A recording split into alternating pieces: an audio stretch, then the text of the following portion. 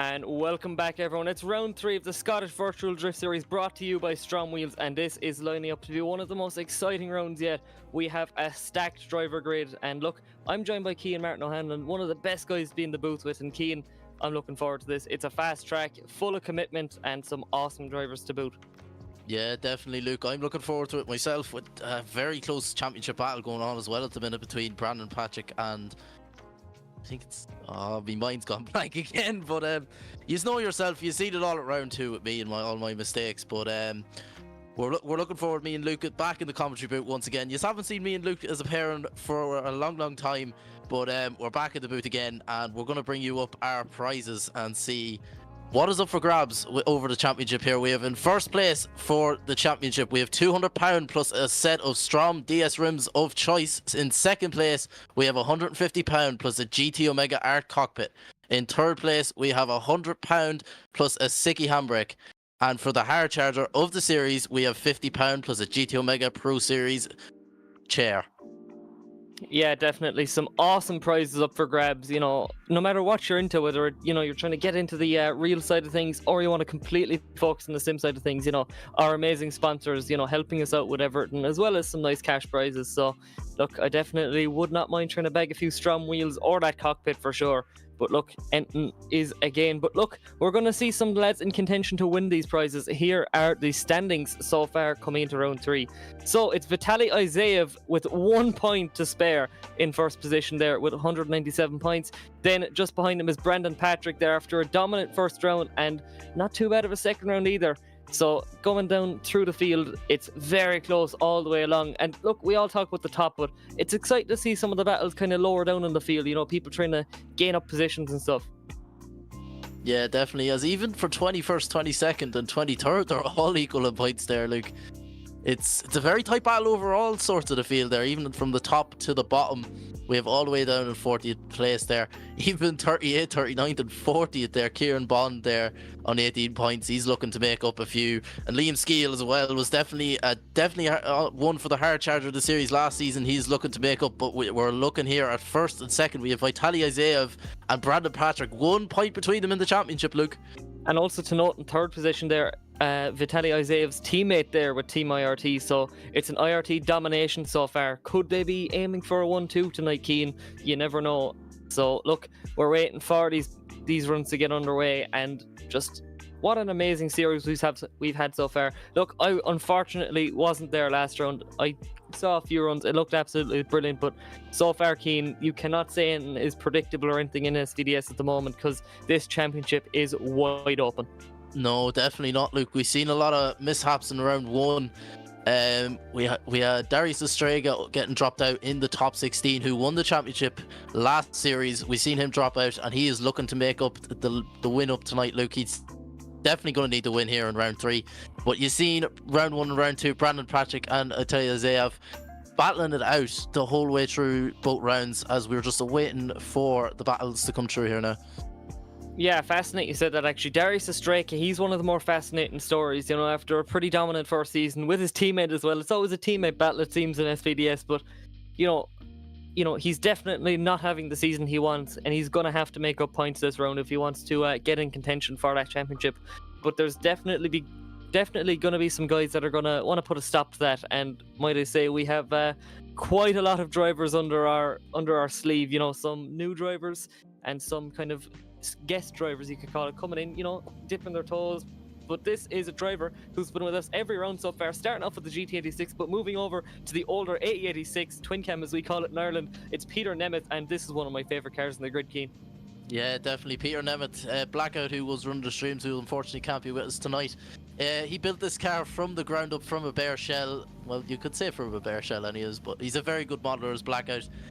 And unfortunately he can't be with us tonight. But Peter Nemeth, that A86 on the line, a person who I've done a lot of practice with, and is actually sets up my cars for me, because he's very good at it, we'll put it that way. He goes to the little nitty gritty things, and as we see Peter Nemeth leave the line in that A86 for round 3 of the Scottish Virtual Drift Series, brought to you by STRO M Wheels, as he comes on up to the bank. A lovely line from Peter Nemeth as he comes on to STRO M Wheels bank here, Luke, as he comes down into the roundabout, clip 3, where we want to see a lovely wide ride, possibly flirting with a wheel off there for Peter Nemeth. as he comes through clip 5 into clip 6, that touch and go as comes into now that touch and go into clip 7 as he's coming around here. Peter Nemeth on a lovely line, that A86, and into GT Omega and across the line, Luke. Yeah, he's definitely really settled himself in there to SVDS. You know, we saw him a bit shaky at the start, not doing too bad, but he's definitely starting to get to grips, especially now that he's in the car that he wants. And I'm expecting a pretty good run here so far from Pete. And yeah, like you said, really exciting track. There's your first save. It's an 83.7 there for Peter Nemeth on the first run. So yeah, definitely a good run to start off our night. So we have no William Holloway, unfortunately, which is also a big deal. He's one of our bigger names in the championship. But yeah, look, we're going to see some new drivers in, you know, some car chargers. I think there's going to be some people that are going to want to make a big difference tonight. Yeah, definitely, as we have one of the newer drivers here, Ahmed, as if I butchered his second name, I'm not even going to attempt it, but Ahmed in that lovely blue S15 is flying it here into his first ever round of SVDS, up Strom Wheels Bank, perfect through Strom Wheels Bank as he comes down into the roundabout of death here, coming into clip 3. Perfect through the roundabout is Ahmed as he comes in now to clip 4 as he approaches that touch and go. Let's see how he goes through the touch and go. Perfect flirt with danger through the touch and go into the second touch and go, and now into clip 7. That brings us on to GT Omega Ali through clip 8, and across the line is Ahmed for a perfect run of his first ever run through for SVDS. Yeah, definitely. And like you said, a really cool looking car. I do love a good blue car. Blue would be one of my favorite colors, but we bring it up to our first carbon drift team car of the night, so great to see. Obviously, David McKeever is a veteran nearly coming in. You know, he's done so many rounds with us. He's just becoming one of those familiar names. It hasn't fully gone his way so far with us this season, so we're going to have to see. It's an 81, by the way, there for Ahmed. So let's see, what can he do? What can David McKeever do to get it up? Because there's some big runs dropping in very early tonight here. And I must say, this S15, just the kit on it is absolutely unreal. I love the look of it. So let's see, what can McKeever do on the line here at SVDS round 3? One of the most aggressive tracks on the calendar, I'm going to argue, so far.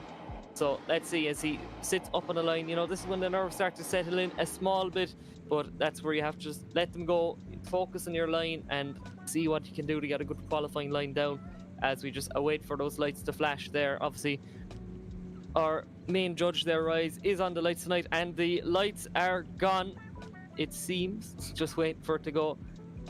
And it seems to be stalled there. So Dave McKeever is not leaving the line. He's taking it all in tonight, Keane. He's chilling it out. He's enjoying the lovely Driftland tonight, like. Yeah, he's taking in the view. You can actually see, you know, it's a constant joke there that Neil Lawson having coffee, but he's actually in the background there. He's cheering on David McKeever as he fires down the straight here in Driftland on big angle. Look at this now, up at the Strom Wheels Bank now. Once again, huge angle from David McKeever as he puts foot to floor down into the roundabout, or the horseshoe as you'd want to call it, as we come on through once again. Really nice line so far from David McKeever as he washes out nice and wide to that outer clip, transitioning now for that inner clip, tucking on nice big angle as we get buried in that S15 smoke. A little bit of a wobble there, just a slight handbrake dab to get himself settled up into that last corner, coming into GT Omega Alley, and not a bad run there from David McKeever. It just seemed to be a small little wobble coming into that last corner, and I think that could reflect in the scores, Keane.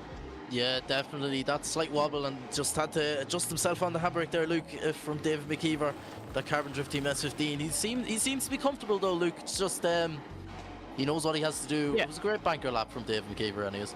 Definitely a few little knacks to figure out, but look, that's what your first lap is for, really.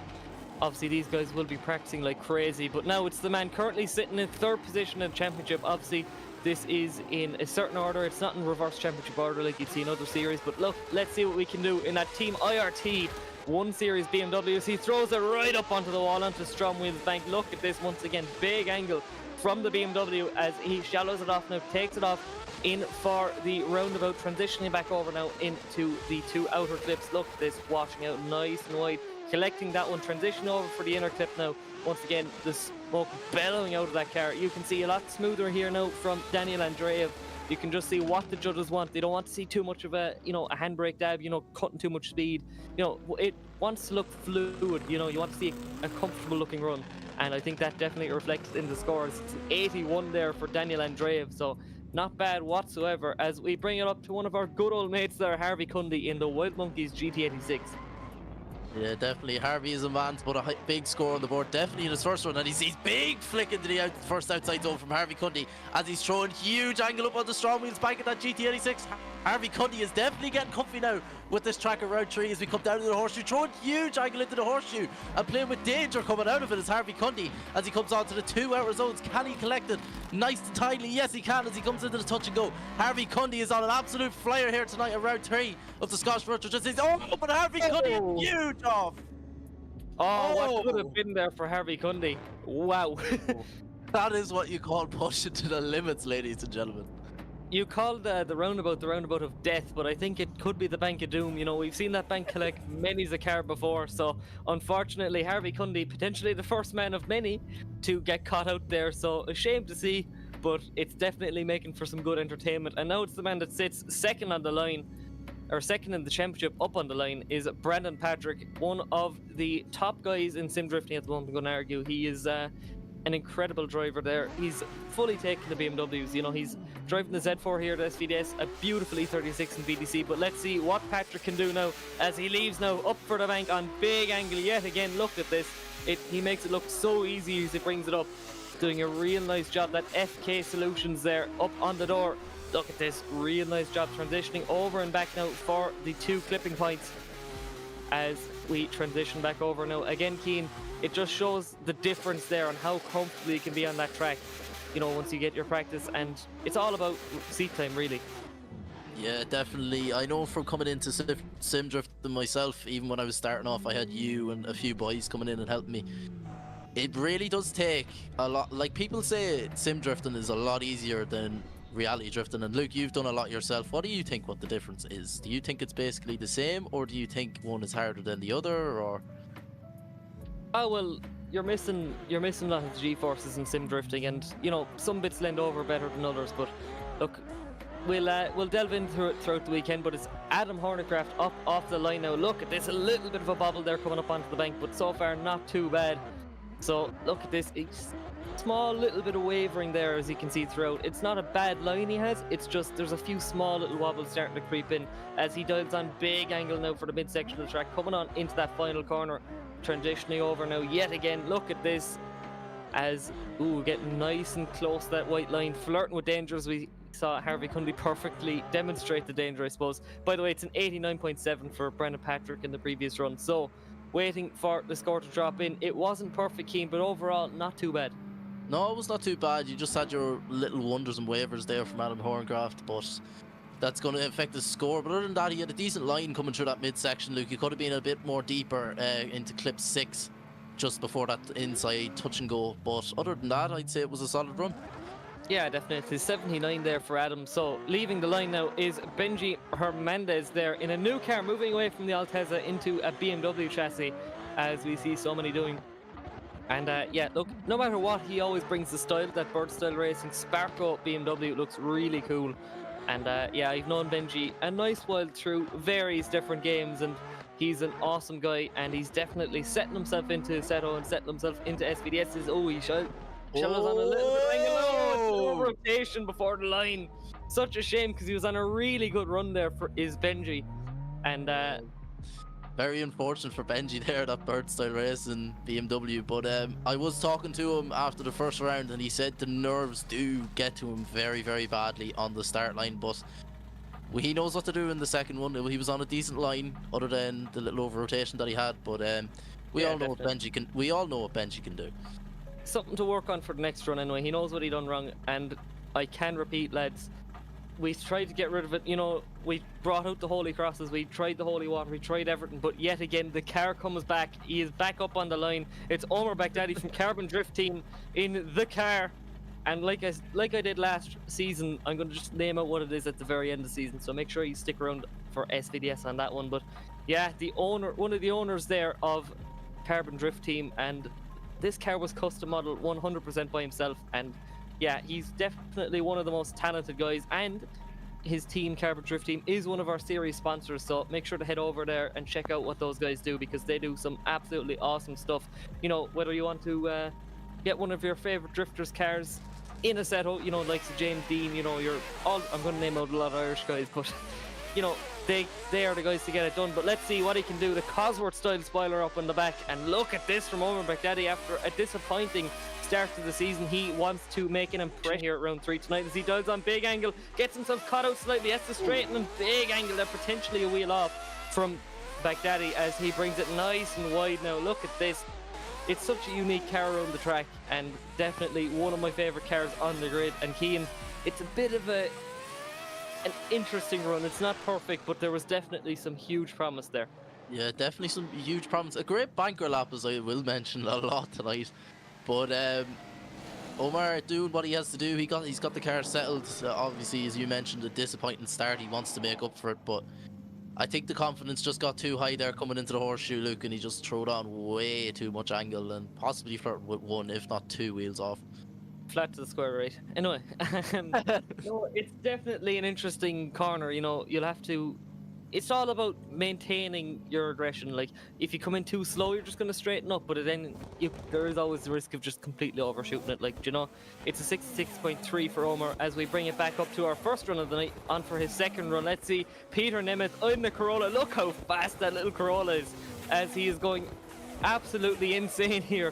Throwing on big angle yet again now for the horseshoe. Look at this, doing really nice. And like I said, along with the car, one of my favourite cars on the grid. It's just so cool. The old school Toyota colours, just everything about it is absolutely awesome. And yeah, a credit to Peter and all the guys that helped with this car. Obviously, you mentioned that he does a lot of setup work himself, and I think it definitely shows. He's so comfortable in that car now, especially, you know, seeing him move away from the newer car into the older car. It's actually made a huge difference for him. It's just the push he needed, but it's not an improvement actually. It's an 83.7, so he's still going to be moving on to the 86.7, but I'm sure he'll be safe at that. Yeah, definitely, as we're going to see Ahmed back in the line for his second ever run in the Scottish Virtual Drift Series here, brought to you by STRO M Wheels. We are on round 3 and he's coming late, but we have some new people. Obviously, I'm going to be driving in the we're going to be driving in the final round, but I just want to know, where was Ahmed hiding, because he just came out of nowhere and put down an 81. So like, he was hiding in the background. He was getting his practice in. Definitely, you know, it just shows that some guys just come out there and they show up and show out, really, as he brings it right up onto the bank, looking to do a little bit better even. You know, he was happy with his first ever run being an 81, but look, he just wants to throw on a few more points, and it definitely could there with the line he's currently throwing on. Cian, definitely a nice run. Yeah, definitely, as we see him come through the 2-hour zone into the touch and go. Just could have been a bit deeper in the touch and go, Luke, there, as he comes into clip 7 into GTO Mega Alley, across the line through clip 8, and is running that perfect wide line as Ahmed. Where was he hiding all this time? Yeah, definitely. Look, he just spent his time perfecting his craft, getting that S15 built, and fair play to him. He's doing a real nice job. As it's not an improvement, it looks to be a 76.7 for Ahmed. So look, he still has that 81 to bank on, and not a bad banker at all. No, not a bad banker at all from Ahmed. But as we see David McKeever in that Carbon Drift Team S15, one of the homeboys, an Irish boy, looking to improve from a 74.7 in that S15. Let's see what David McKeever can do now. He's got a lot of work to do here. That 74.7, we know it's a low score, and we don't know what the drop zone is going to be yet for a while, but from what I know with the capability in the Scottish Virtual Drift Series, that is not going to be enough to get in. As we see David McKeever leave the line here, big flick, possibly just flirting with not getting into the zone at all as he comes onto the bank. Perfect through the bank. STRO M Wheels bank is David McKeever as he throws on a huge tentative angle into, as he comes through the horseshoe now onto the 2 outer zones before the touch and go. David McKeever perfect through that outer zone as he comes onto the touch and go here. Perfect through the outer zone. I'm getting mixed up my words here, Luke. I'm doing the same thing again as he comes into GTO Mega Alley, and across the line is David McKeever in that Carbon Drift Team S15. Yeah, definitely. I think that's a little bit more back to form. A few little mistakes creeping in, but like you said, like, it hasn't been the perfect start to the season for David, and that can actually get into your mind as well. You know, you're trying to make such an impression, but there's so much pressure building up on the line. You know, you're waiting to go. It's adrenaline and everything. And I know it sounds silly, it's a game and in the end for some people, but at the end of the day, there is adrenaline. Once you're in any form of competition, in any type of sport or anything, you know, nerves are bound to creep in a little bit, especially when you have a big stream watching. But next up is a man that has very little nerves, and it doesn't seem to affect him a whole point. Look at this from Daniel Andreev. He's currently third place in the championship, and he's showing us why he's third place in the championship tonight, Cian. Yeah, definitely. As you see him come through the horseshoe, absolutely perfect from Daniel Andreev as he comes into the 2 hour zones before the touch and go. Perfect from Daniel Andreev as he comes into that inside zone, the touch and go, coming into outside zone 7. Let's see what he can do, or clip 7, should I say, into GTO Megali, run that perfect wide line and across the line. Yeah, definitely. As always, it's a huge run from Daniel Andreev, but the question is, how huge is it? Oh, it's very huge from what I can see here.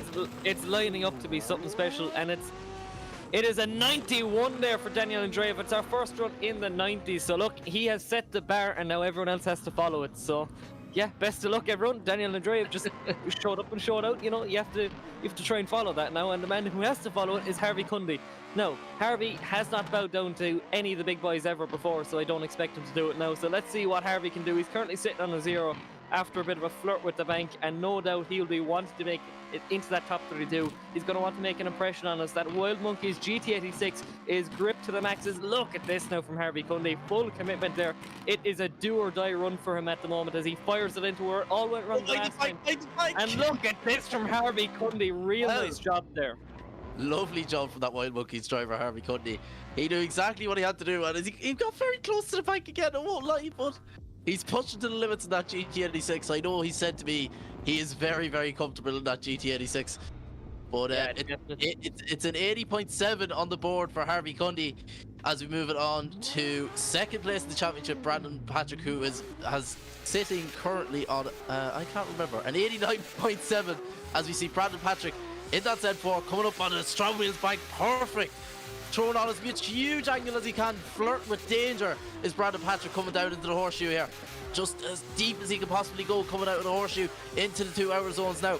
Let's see what he can do deep into the hour zone as he comes onto the touch and go here is Brandon Patrick coming into clip 7 now, where Harvey Cundy unfortunately had that mishap in his first run. Will Brandon Patrick do it? No, he didn't. Through into clip 8, in through GTO Megali, and across the line is Brandon Patrick. Wow, absolutely brilliant there from Brandon Patrick, and I definitely think it could be an improvement. Supposedly, this could be one of our second runs in the night to go into a 19. Yes, it is, as Brandon Patrick tops qualifying with a 92. So there you go, Brandon, just one of the guys that you can just throw a layout at them, and he's like, yeah, no problem, buddy, I'm going to do that now. It's just typical Brandon, like, as we have Adam Horncraft on the line here. That lovely E92 Eurofighter, that Carbon Drift Team E92, as he comes up on the Strom Wheels bank here, playing with danger now. Everybody seems to be playing with danger, trying to get as deep as they possibly can as he comes in, possibly flirting with just a slight wheel drop there coming out. Wheel drop coming out of the horseshoe there as he comes through the 2 hour zones into the touch and go. Could have been deeper through that final outside zone, coming into the touch and goes now as he comes on to clip 7. Playing with danger is Adam Thorncraft, and across the line. Yeah, interesting run there from Adam. I don't think it fully went to plan there. He saw up in the bank especially, the car got really unsettled, and I don't think that's what he was expecting. You can see it through the steering, you know, there was a big steering movement, a big kind of waver, and it's not what you want. Unfortunately, not an improvement. He's going to have to stick with the 79. That last run was a 71. So we bring it back up to line. It's another man who was in the same position as Harvey Cundy was before. He was on a 0, and now he has to do it all again now. He has to make up the points. He has to make the impression on the very strict judges. You know, judges, they're just like, they just love docking points, really. They just love, you know, critiquing everything. As let's see what Benji can do up on the line, moving away from the Toyota into the BMW. And let's see what he can do now here at round 3 of SVDS. Yeah, definitely. Benji is somebody who I worked with a lot in the CarX days. Now, mentioned the CarX days, the good old days, we could say, is Benji, that bird style racing BMW. Let's see what he can do as he leaves the line here. Big flick from Benji in that BMW, just about touching that outer zone as he comes on the Strom Wheels bank here. Perfect through Strom Wheels bank is Benji. He knows exactly what he has to do. He's sitting on a 0 currently. He knows that he has to push to his absolute limits, do the best that he's ever done as he comes through the 2 hour zones before the touch and go. Perfect through there, coming into the touch and go now, and perfect again through the touch and go as he comes out onto clip 7 now. Benji, a slight wobble there as he comes through clip 7 and across the line through GTO Megali. And that's where he can now put on a nice deep breath. You know, he's his run done. I have it all done now, is what Benji's saying. Exactly. It's a 66, unfortunately, for Benji. So it'll be very interesting to see whether he'll make it in. But I have one note to say. We saw so many mistakes, and I know it's early days yet, but like, It was always the bank that people were scared of, but it was always going left and when they were scared of it. So like, They're definitely going- not scared of it now, Luke.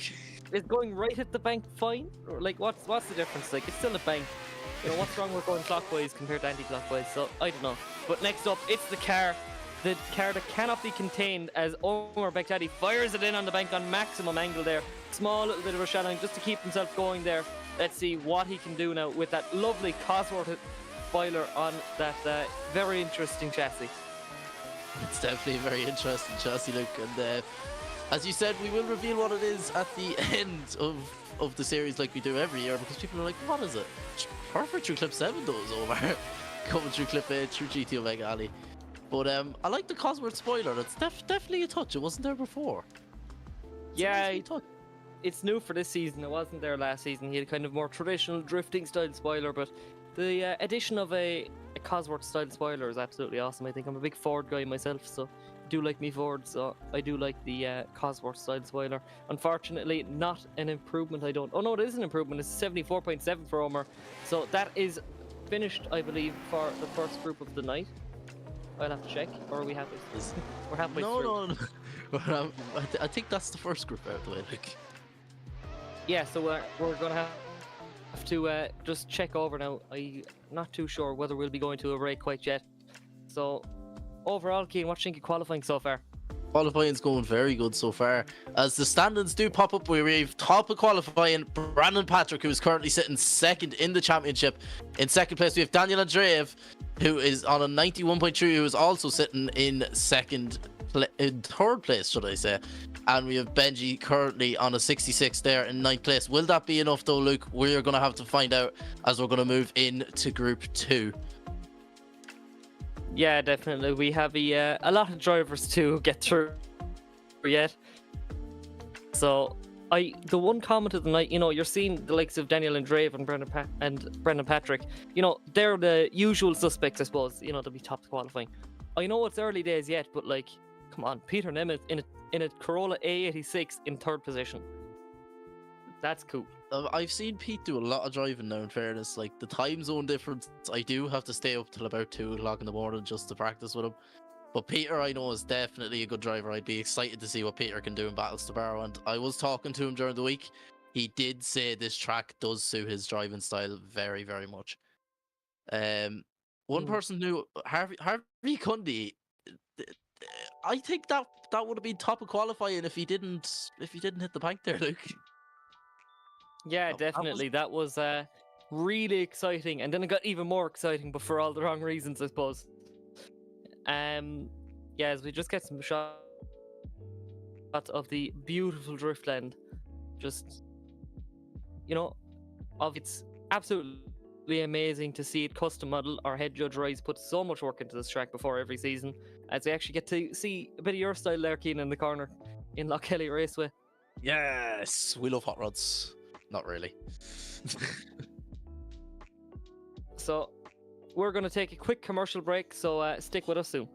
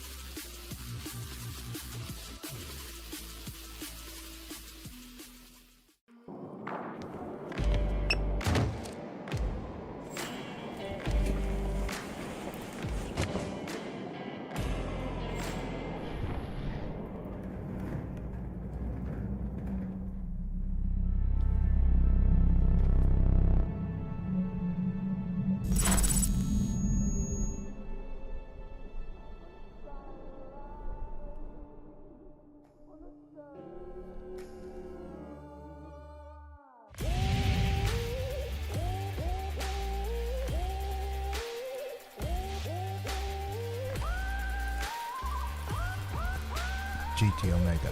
Stay ahead of the game. Creo que estoy haciendo...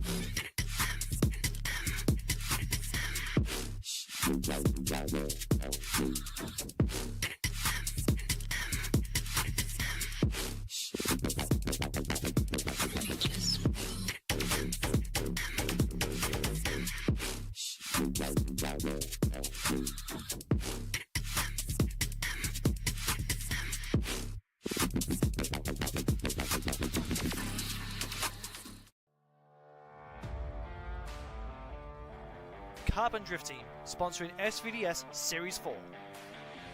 Looking for high quality model work or replica cars? CDT has it all in store waiting for you. With a highly skilled team, they are at the forefront of making sure the product that you receive is of the highest quality. Make sure to check out the socials and Gumroad for any and all projects to be released.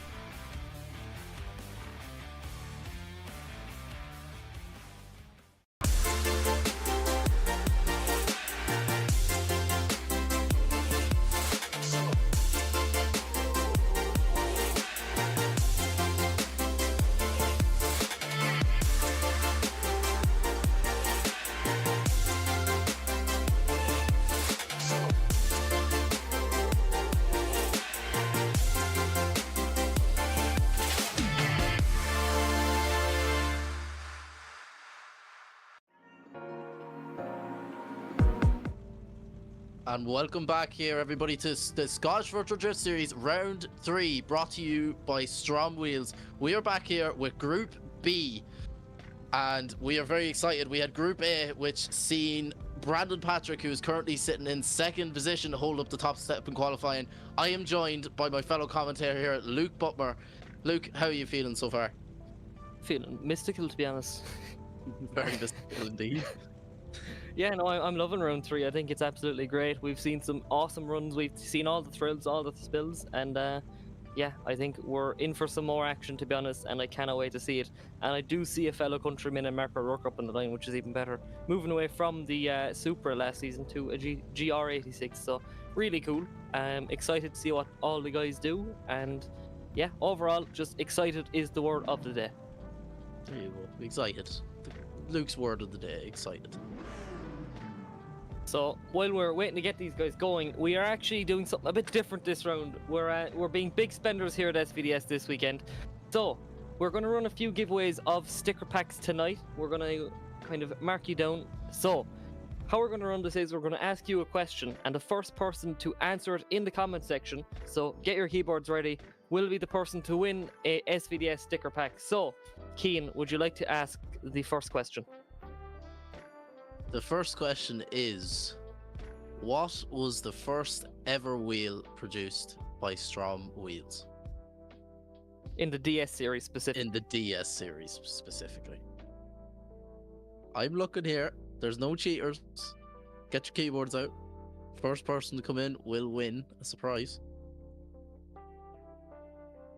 So remember, what was the first DS series wheel produced by STRO M Wheels?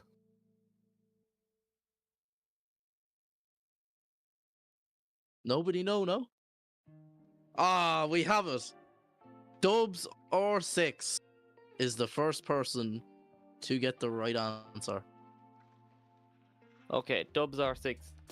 So, Dubs R6. Make sure to please get in contact with a member of staff and we will write you down. But next up off the line is going to be Marco Rourke in that lovely GR86 there, as he puts on a fire run here so far, coming into the horseshoe. Look at this, dialing on huge angle. It's great to see these cars being developed all the time there as he brings it out now out to the midsection of the track, pushing out nice and wide is Marco Rourke, as let's see what he can do. One of the heavy hitters in the championship, I'm going to argue. You know, a round winner in previous seasons, and definitely an all-around pretty cool guy. Yeah, definitely. Marco Rourke, definitely a cool guy, alright. He's been in the sim drifting for a while as Mark.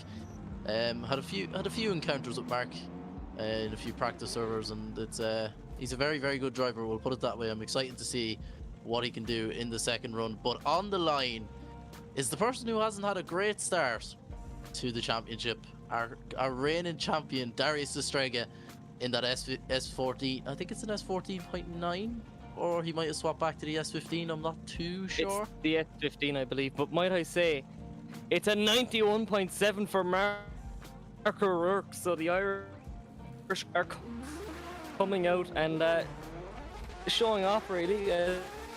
It's great to see, but let's see. This man is not one to beat Mark O'Rourke's score. Let's see what can Darius Estrega do in that Team Urta S14.9. Sorry, yes, it is an S14.9. As he brings it up on through the horseshoe.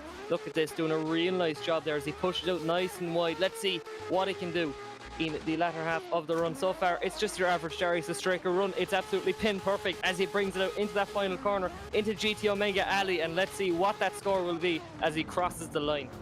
Yeah, definitely Darius Estrega definitely trying to get that top qualifying spot if he wants to keep that championship hunt alive and keep that championship standings alive anyways, that's for sure. But we'll just have to see what Darius Estrega got on his first run. Not too sure if it'll be high, but there's a man on the line who I hate. Well, I don't hate him, I just hate his car choices. Jason Cave, who is the king of front swapping things that shouldn't be front swapped. He made a Tesla. He made a Tesla front edge on his Supra. So, Jason Cave, you're probably thinking, what a lovely Mercedes up on the line. Just wait until you see he passes by the camera. It's not a Mercedes. It's not a Mercedes. Well, tell you it's not a Mercedes. That. It's just like, what is this hunt? Like, I know he's trying to hunt it all.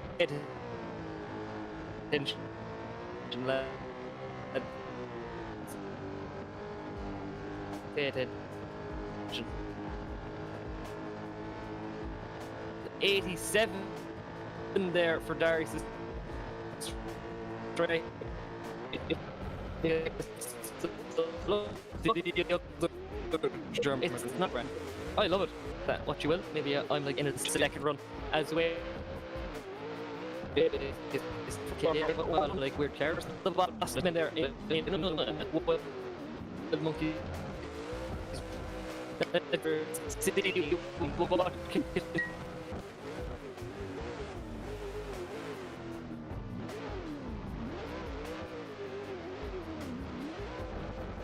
Oh, look.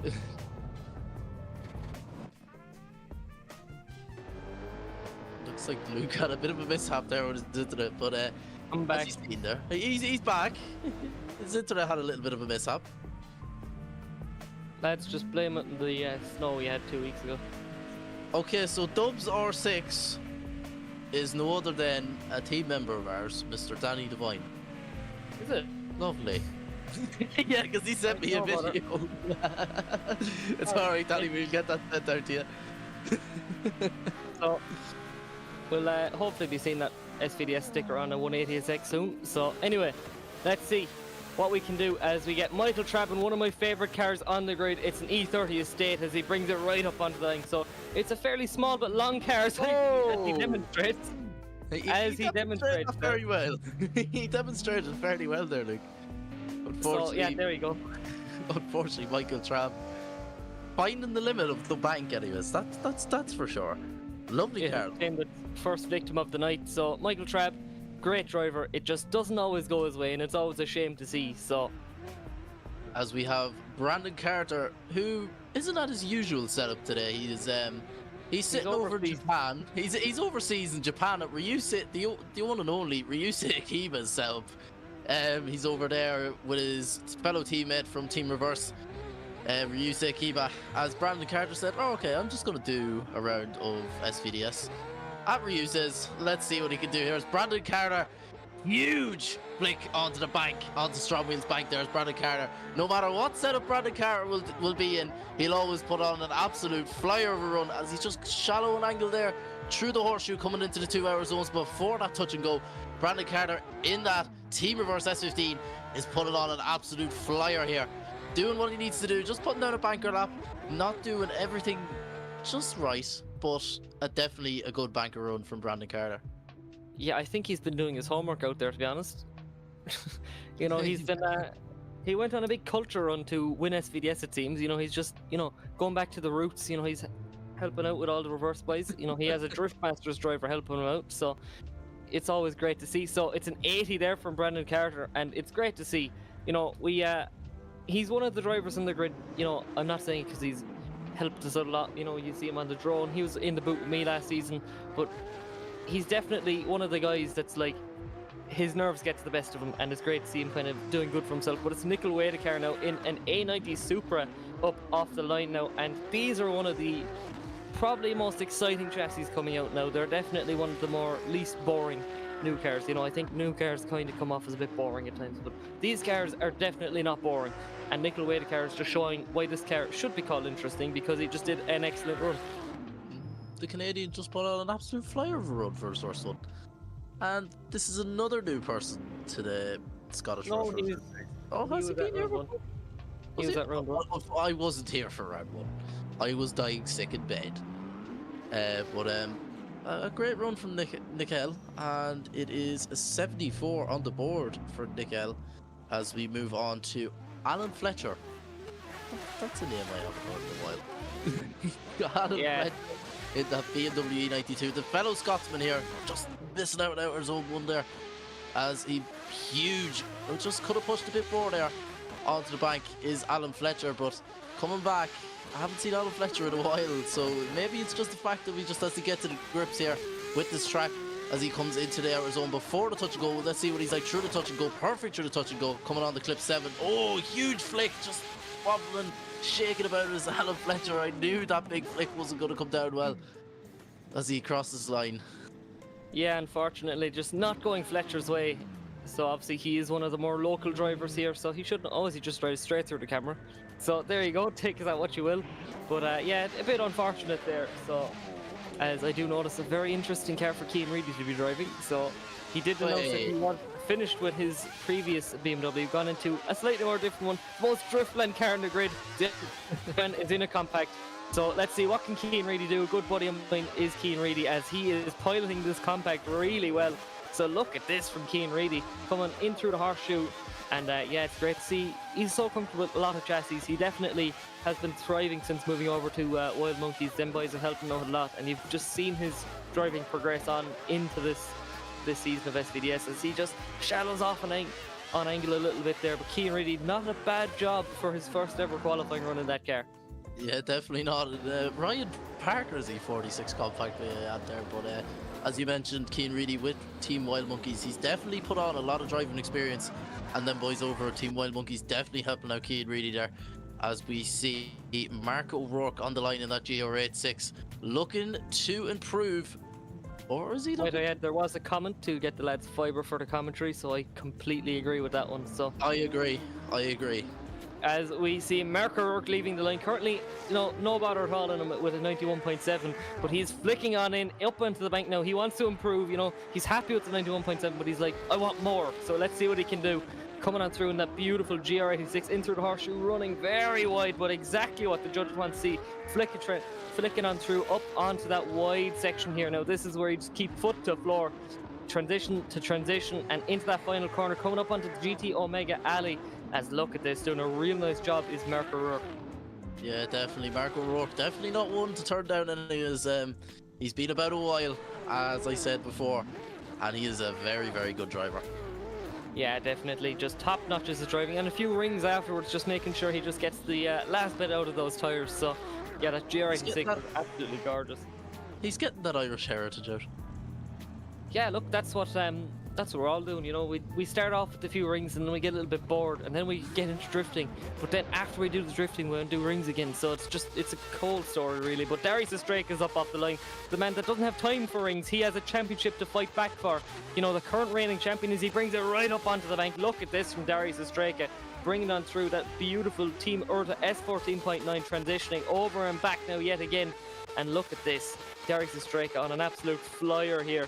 And if you want one man to keep foot to floor, it's Darius Estreka. You know, he's just one of the most consistent drivers in the grid, currently on an 87, but that's not going to suit him. He wants to go more, and Cian, potentially he could have gone a few more there. Yeah, definitely he could have gone more there. He was definitely a lot deeper into the bank, in the STRO M Wheels bank there was Darius Estreka, and it could be an improvement, but it isn't an improvement. It's an 86, 1 point down from what he was on. As we move on to the man, the king of front end swaps, Jason Cave, in that you could say Mercedes, but it isn't. As Luke was saying before, his non-existent fiber optic kicked in there. Just keep looking at the back. Jason Cave, let's see what he can do. Perfect, huge angle, thrown onto huge angle onto STRO M Wheels bank. There is Jason Cave. He's looking to improve from an 81.7. Can he do it though? As he's perfect through the horseshoe there is Jason Cave as he comes onto the 2 outer zones. Could have been deeper there and through that outer zone there as he comes on now to the touch and go. Let's see how deep Jason Cave can go. He goes very deep. Coming into clip 7 now is Jason Cave. Don't want to do what his fellow teammate Harvey Grundy did, and he didn't, as he comes through GT Omega Alley and across the line. Yeah, so I think it's a G81, is it? I'm not too sure with the estate version. I think it's a G82, G81 or something, whatever the estate version of it is, or the touring. As they bring it up to the line in another touring, just a few years older. I'm more familiar with this one. You know, if the grid can just like all drive old BMWs, then I'll know exactly what you're driving. It's the new ones I get confused with, lads. So take that what you will, as it's an 84.3 there for Jason Cave. So it's a 0 on the line for Michael Trabb. Keen, what do you think he can do? Let's see what he can do here. As he just Big angle. Big angle. Huge angle. Huge angle for Michael Trabb as he comes onto the bank. And that first outer zone, he was possibly flirting with not even getting the outer zone there, just about getting one tyre into it as he comes through the 2 outer zones before the touch and go. Thrown on huge angles, Michael Trabb through them outer zones onto the touch and go now, just about getting into that touch and go. Through clip 7, very wide as Michael Trabb through clip 7 and into GT Omega, clip 8 and across the line. Yeah, definitely a lot better of a run there. It's very rare, you know, if you crash into a very specific corner, that you come into it even harder and just do the most aggressive flick I've ever seen. You know, just casual stuff from Michael Trabb. But yeah, fair play to him. It's a 75, but will it be enough? I'm not too sure. But overall, it showed a bit of promise. And if only he didn't mess up that first run, I think we could have seen a lot higher of a run from him. Now, next up is our man in Japan. It's Brendan Carter leaving the line in that reverse simulation S15. A real nice looking car. Moving on to that low style spoiler. If you looked at the SVDS after movie, you know, he does all our after movies. He is a talented man with editing and producing videos there for SVDS. But he's also a talented man behind the wheel, as he's demonstrating right now, currently on an 80. And he just looks so comfortable out there. You know, Brendan, if I were you, I'd think about emigrate, to be honest, purely just for, like, even if it's just for the rounds of SVDS, because he seems to be doing really well as he keeps foot to floor past GT Omega Alley. And yeah, real nice job there from Brendan Carter. You might want to ship that sim back over to England, Brandon, because you're driving better than you ever drove before. Well, no, I'd be saying shipping his sim over to Japan. Maybe it's just the atmosphere, it's that air out there. It could be in the water, Keane. It could be in the water. It's water. It's often said about where I'm from, but as you said to me before when I came down to Cork, he's got off to the river to get a bit of Cork water. So look, Brandon, you have two choices: go across the pond into Cork, or you could just go to Japan and just bottle up as much of the water as possible, and that'll suit you fine. Okay, and it is an improvement for Brandon. It's an 82, so yeah, real nice run there from Brandon Carter. That should see him fairly safe for the time being. As we get a little bit deeper into competition, we're going to start looking at drop-offs and stuff, but so far he is safe. Safe so far. As we move on to Mclellan Motorsport in that A90 Super. Let's see what he can do. Huge angle coming on the STRO M Wheels bank, just playing with danger. A lot of drivers playing with danger today, but drops 2 wheels off. Coming into the horseshoe there is Mclellan, that Canadian driver in that A90 Super as he comes through that outer zone. Nice and clean is Mclellan coming into that touch and go now. Perfect through the touch and go as he comes on to clip 7, where Harvey Grundy unfortunately had that mishap in his first run. Coming into GT Omega Alley and across the line is Mclellan. Yeah, I think there's a few little mistakes creeping in there. Like you said, it's so hard in a horseshoe. You're trying to come in fast, but not too fast as you overshoot it, but you're also trying not to go too slow that you shallow up and stuff. Speaking of shallowing up, then you kind of just saw him getting a little bit uncomfortable. He over-angled a small bit there coming into that last clip, and it kind of it came back to bite him a small bit. So look, he does have that first run. Whether it's enough, I'm not too sure yet. It's not an improvement, 75.3. So yeah, it's not ideal for Nickel Wadekar as we bring it up to the line. It's Alan Fletcher on the line in that gorgeous E92. Looking to improve from a 57 is the homeboy Alan Fletcher in that BMW E92. Let's see what he can do as he throws on a huge angle on the STRO Wheels bike, but has a wee wobble is Alan Fletcher. has to throw off a huge angle now. Alan Fletcher comes through the horseshoe, trying to make background for what he can do, trying to improve from that 57 as he comes into the 2 hour zones before that touch and go. I think that's just what we're going to call it from now on, Luke. As he comes now into clip 7, let's see what Alan Fletcher can do. Can he make up the ground from that 57 as he has a huge wobble yet again in that E92 Eurofighter, Luke? I think we noticed it as well last time. Maybe it's just the way the car is set up or something, but you know, we saw him draw a huge angle there for the first corner, but then he to dial it all off. It's just kind of wobbling a small bit on him. It's not ideal. And another man that it's not ideal, but with all the potential in the world, is Cian Reedy up on the line, driving an E46 compact. You either love them or you hate them. You know, the front is a little much for me, but overall I think it's one of the coolest cars in the grid. It just is one of the coolest cars in the grid. Headphone users beware. I believe you can hear it. We can't currently hear it in the commentary booth, but this car sounds absolutely outrageous. I just love the sound of this car. So just let's see as Cian Reedy leaves the line currently on a 72, all to play for now as he throws on massive angle now. Look at this right up onto the bank. Obviously his previous car had a lot more rear end than this one does, so he has to be fully committed in all those zones as he throws on huge angle. Look at this from Cian Reedy. Just out of nowhere, just letting it go to the lock stops there as he brings it all the way out there, transitioning over and back again.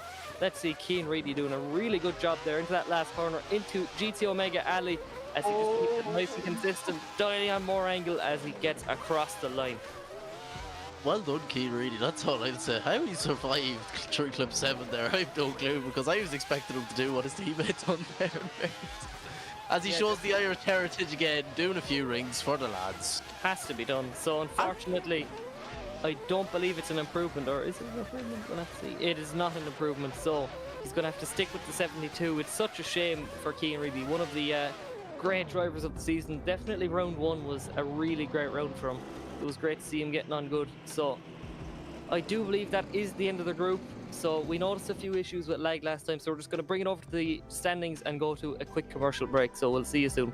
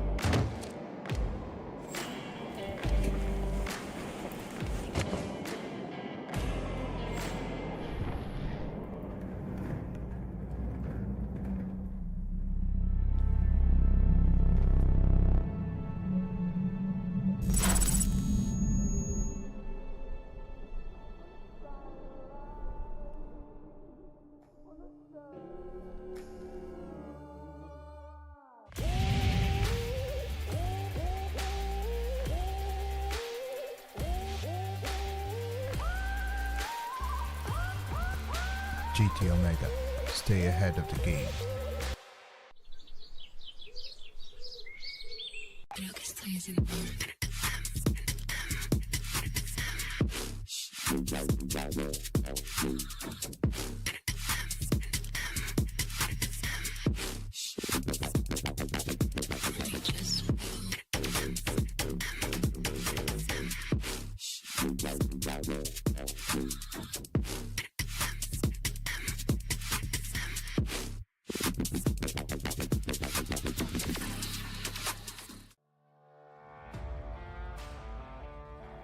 Carbon Drift Team, sponsoring SVDS Series 4.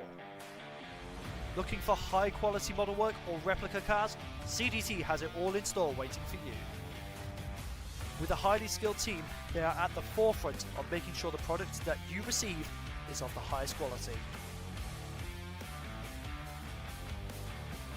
Make sure to check out the socials and Gumroad for any and all projects to be released.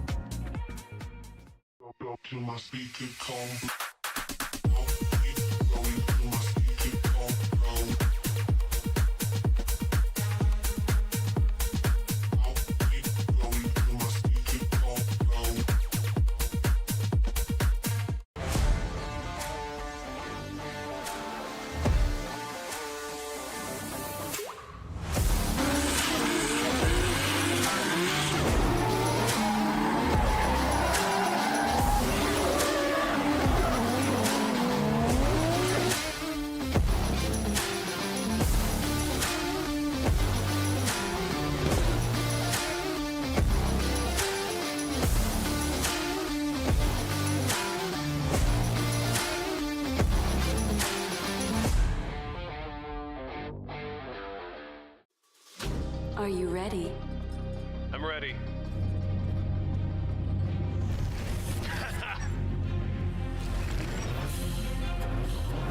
Let's go. Show me what you got. Oh, Is that everything you got? last turn. Catch me if you can. That was great. That was a good game. Unlock true experience with GT Omega.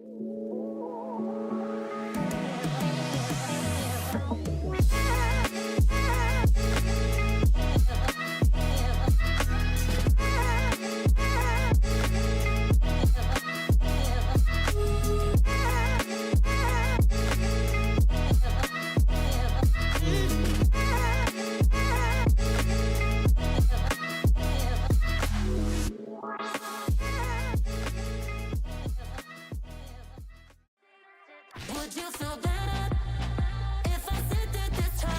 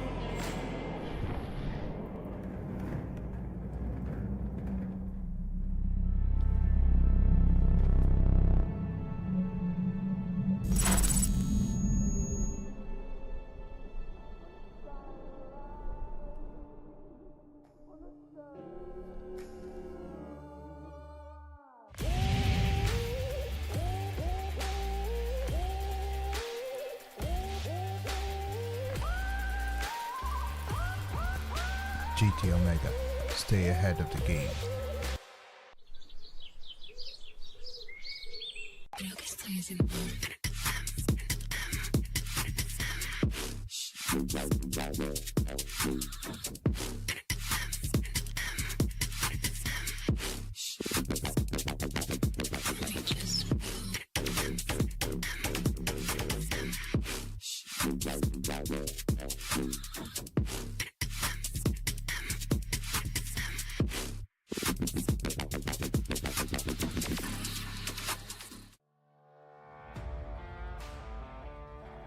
Carbon Drift Team, sponsoring SVDS Series 4.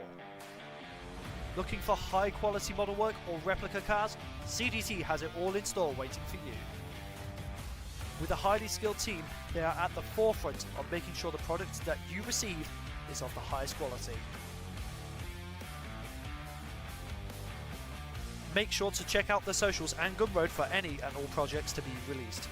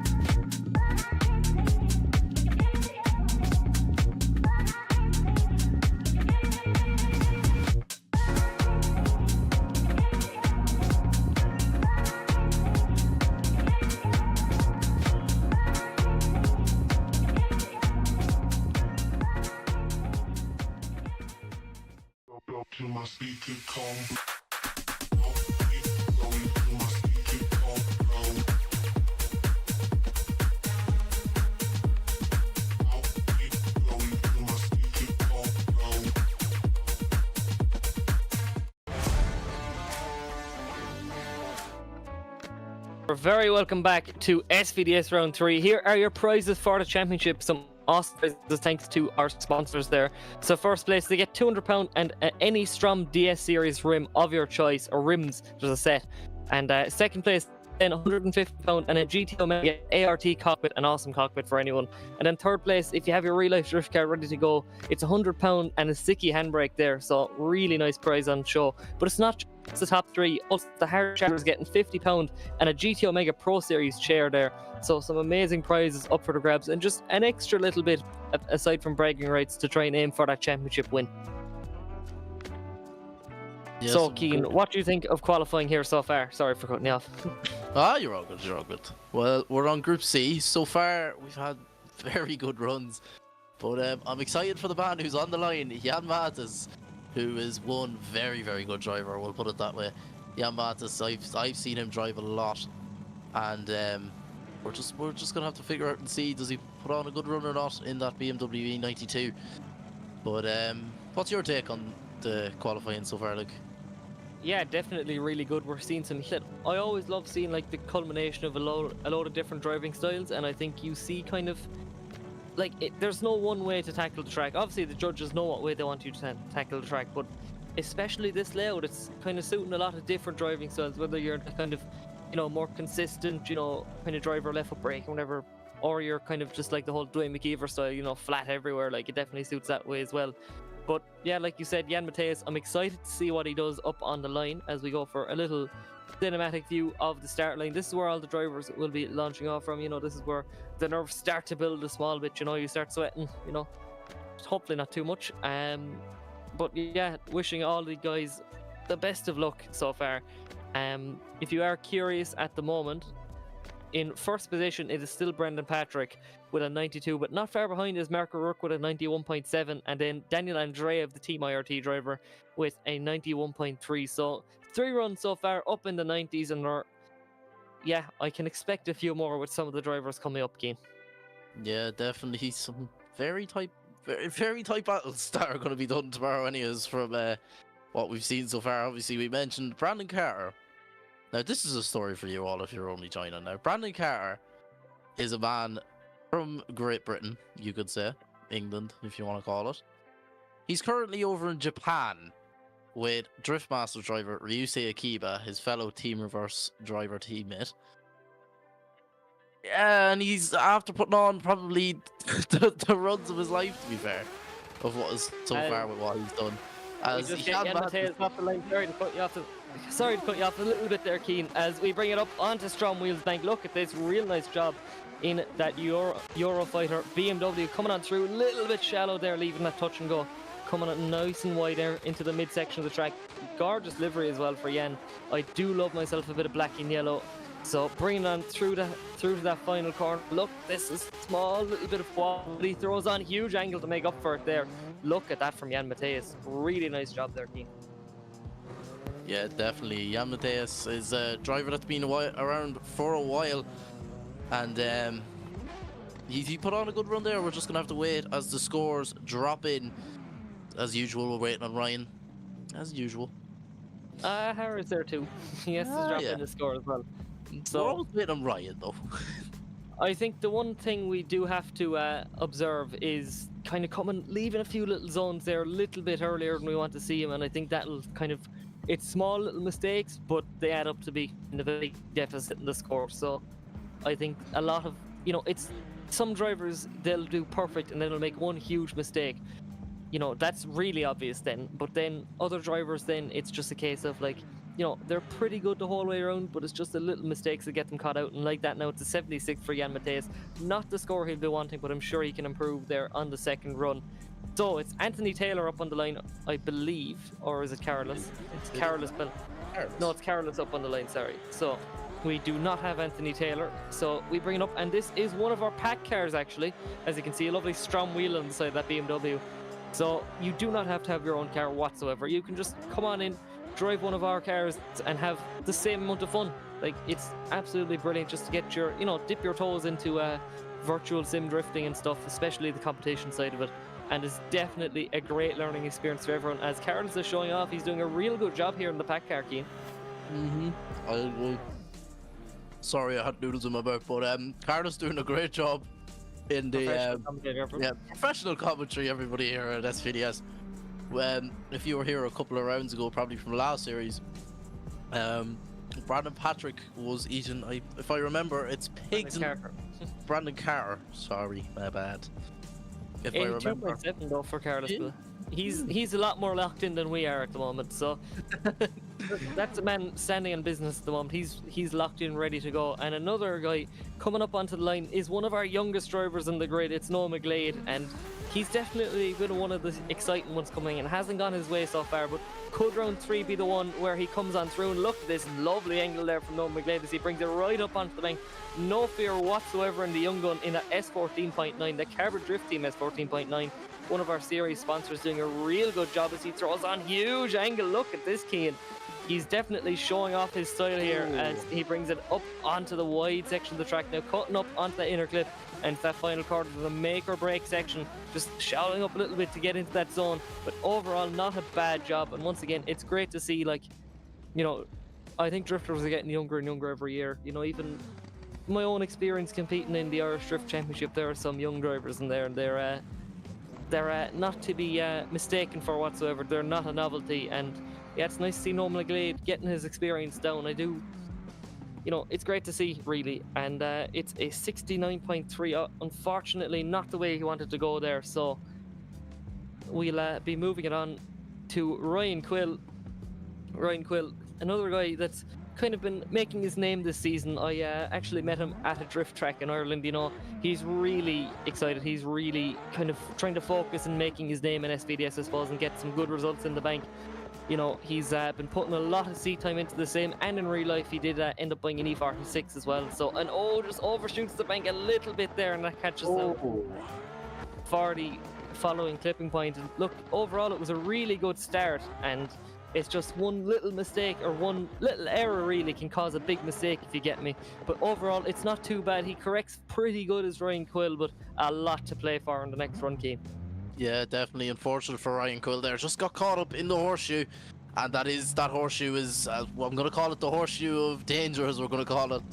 But it's very unfortunate there from Ryan Quill. As you said, he's an upcoming driver in the Irish drift scene, and is definitely trying to make himself a name in the Scottish Virtual Drift Series here, brought to you by STRO M Wheels. As we have Ryan Craig on the line in the car that Ryan are the owner. Go on, one Ryan left the line. Now there's another Ryan up on the line driving another Ryan's car. So it's the run of the Ryans here, it seems. So Ryan Craig in that beautiful, what do they call it, A9086 or so? I don't fully know. It is a Supra with a GT86 front, as he just goes off-roading there. Bit of rallycross there from Ryan Craig. Not ideal, but like I said, this is another packed car. You don't have to have your own car made. You can just, you know, show up and show out, but unfortunately just not going his way there. Rise, did you change his, you know, did you put a bit of toe in or something? Did you mess with the alignment there a small bit before he went out? Just making sure. I asked Ryan Rise, who owns the championship, why did he put his own car in? And he was like, kid, to be honest, I don't know. Straight to the point. He didn't want to necessarily, but he did. It's a cool car, to be fair. It is cool. So we go from a local guy in Scotland to a visiting driver, if you'll say, at least in the virtual way. It is Noah Hoff there from the States. You know, he's coming on over into that S chassis. Let's see what he can do. I think I've seen a lot of his stuff there on Instagram and, you know, those social media platforms. He's definitely an awesome driver there, but let's see what he can do up on the line as he brings on huge speed in that Sylvia as he comes on through, tags the wall a small bit, it seems, there, as he keeps foot to floor. It doesn't bother him whatsoever. You know, a few scratches doesn't bother him. He brings it on through. They're keeping that keeping that speed there. We have no proximity quite yet, but look at this so far from Noah Hoff. It's not a bad run as he kind of adjusts really well. You know, he tagged the wall, it seems, at the first corner, and it didn't kind of unsettle him, it seems. You know, he still did really good. So come past GTO Mega Ali. Yeah, overall, I think there's a little bit to improve on, but it definitely showed promise there. Yeah, definitely. As you mentioned, I have seen a few of Noah's clips on Instagram. If you go over and follow him on Instagram, I can't remember exactly what his name is, but he looks like a very promising driver, as Noah, that American driver.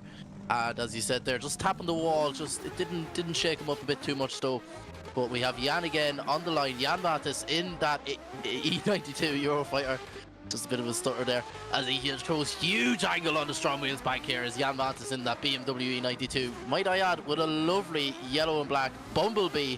The Bumblebee car is what this nickname is. It's not really a good nickname, but anyways, as he comes through the 2 hour zones before the touch and go, Jan Mattes is putting on a show here, trying to improve from a 76 as he comes into clip just possibly flirting with a wheel drop there. Is Jan Mattes come through clip 7 into clip 8 into GT Mega Alley and across the line. Yeah, not a bad run whatsoever from Jan Mattes. I think we saw a bit of an improvement in my books. Potentially the judges saw different, and it's not Nina too keen. I can see that, by the way. So we bring it up. It's an M2, I believe. So there you go. And it's going to be 76. He's going to have to stick with the first one. It seems there is Jan Mattes as we bring it up, and it's the man that's showing that you don't need a big private car or whatever. You can just come on in with your pack car. I will be checking soon enough to see do we actually have any driver tickets left for the next few rounds, because if you do have the chance, if you do want to compete, you can head over to the Scottish Virtual Drift Series website and get yourself some driver tickets and join us in the grid and just have some fun. Yeah, definitely, it's a good shout. As I've mentioned before, I'm going to be driving in round 6 now. I'm not the best of drivers, no. I'm not the best of drivers, but as we see Carlos Besiktas in that public I'm going to correct myself again because it's an E92. It's a BMW. No, it's a BMW. There in we that go. public, as he's showing here, you don't need a fancy private car, as you said, even though you can buy them all at Carbon Drift Team. Go check them guys out. But he's driving one of the pack cars. As you see, he looks like he's having fun. Coming through clip 7, wide through clip 7 as Carlos into GT Omega, where clip 8 is positioned, and across the line. Yeah, definitely. So Carlos doing a real nice job there. Again, just showing you can have fun no matter what you're driving. So as he just pulls up in front of the camera, he knows what he's doing. He knows what he's doing as he just drives off. He says, yeah, I just did that. Happy days. As it's not an improvement, I don't believe, is it? No, it is. It's an 83 for Carlos, so not bad whatsoever. Another guy up on the line looking to improve his score is Noah McGlade. You know, one of the youngest drivers on the grid here at SVDS, and part of Carbon Drift Team. Definitely an exciting driver. Yeah, definitely, as we see Noah McGlade in that S14.9 built by Carbon Drift Team. Huge angle, but a wobble from Noah McGlade in that S14.9 as he comes to the back. Possibly could have just flung himself into the back. He was like, no, I'm not having enough of that. As he comes into the 2 outside zones, could have thrown on a bit more angle, another wobble, another bit of a shake there from Noah McGlade coming through the outer zones there. Through the touch and go perfect into clip 7. Noah McGlade, just slight wobbling again from Noah McGlade, possibly a setup issue as he comes through GT Omega Alley, Luke. Yeah, definitely. Look, we're not going to doubt him at all because, you know, we could do 10 times worse, but I think it's just a little bit uncomfortable, a small bit, you know. I think there's a few bits he can improve on, but the foundations are there, and I think that's what he has to be focusing on, you know what I mean? Like, I've seen some of his practice stuff as well, and he's still really good. Another guy that has to improve massively is Ryan Quill, a fellow countryman for ourselves. Is Ryan Quill in Ireland. Let's see what he can do in that GR86. Bring it up onto the wall. Let's see. He's currently sitting on a 40. He's going to have to improve. I'm not going to say he wants to. He has to improve on that one as he brings it up onto the roundabout. Coming on through into the 2 clipping points now. Transitioning, pushing it out nice and wide, keeping foot to floor now. And now back over now for that inner clip as he brings it up past that lovely STRO M Wheels sign and up into GT Omega Alley, as we call it. So not a bad job from Ryan Quill. Definitely an improvement, I think, on the first run. So, look, Yeah. Ryan Quill not doing a bad job. Coming in, like we said earlier on, he wants to make a name for himself in the Irish drifting scene. Potentially, you know, we could see another trip to Scotland, you know, if he does want to come over to Driftland and practice a little bit himself, as he does a few rings, lad, there across the line. Oh yeah, bringing out the Irish heritage yet again. As we see another Ryan going into another Ryan's car, who was also named Ryan. So, If that yeah, makes sense. there's a lot of rains.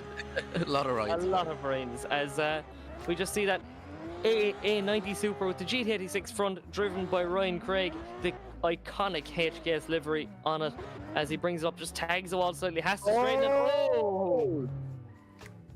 So, yeah, Very get the fiberglass out. So, He's gonna no, be he getting- recovers well. He actually fairness, he recovers quite does. well. He does, in fairness. So I'd Oh. say that the But second half of Jakey- the run is not going too bad. It drops a few wheels there, but Ryan Craig, I do believe he's one of our newer drivers. So look, a bit to work on, but I definitely think just keep at it. You know, don't give up, and you'll get there for sure. So next up on the line, he's currently sitting on a 75. Is Noah Hoff. So what do you think? Noah Hoff, we've seen it on his Instagram plenty of times. He's definitely trying to improve from a 75, but Noah Hoff, if you see his Instagram posts, you know he's well capable for more than a 75 as he leaves the line here. Let's see what Noah can do. Big flick through out of zone 1. Let's see what Noah can do as he comes onto the bank, throwing on as much angle as that he possibly can get out of that S15 is Noah Hoff. As he comes through the horseshoe here, throwing on as much angle as he can as Noah Hoff as he comes into the 2 hour zones. Let's see what he can do. Could have been a bit deeper through that one. Is he perfect through that one? Yes, he is as he comes on through the touch and goes Noah Hoff. Let's see what he can do coming on to clip 7 now, throwing on as much angle, trying to get as wide as possible as Noah Hoff as he comes in through GTO Mega Alley and across the line, Luke. That's more like it, and I think that's what this series does the best. You know, it makes some drivers realize they have to step up a little bit. You know what I mean? Like, we're open to all skill levels. You know, I'd call Noah a very good driver, and as he just shown there, it's a 76.7, but you know, it's great for building your kind of mentality, because I do believe there's a different mentality in competition drifting, and I think that's what SVDS is good at building. So we're going to flash up the current results in qualifying at the moment, and then we're going to take a quick ad break. So stick with us, we'll be with you shortly.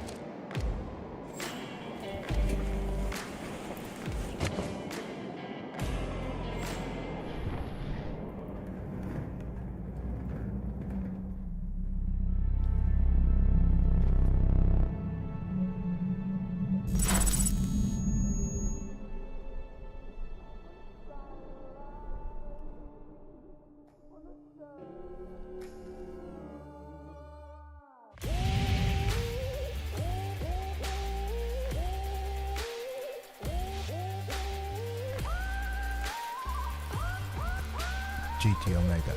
Stay ahead of the game.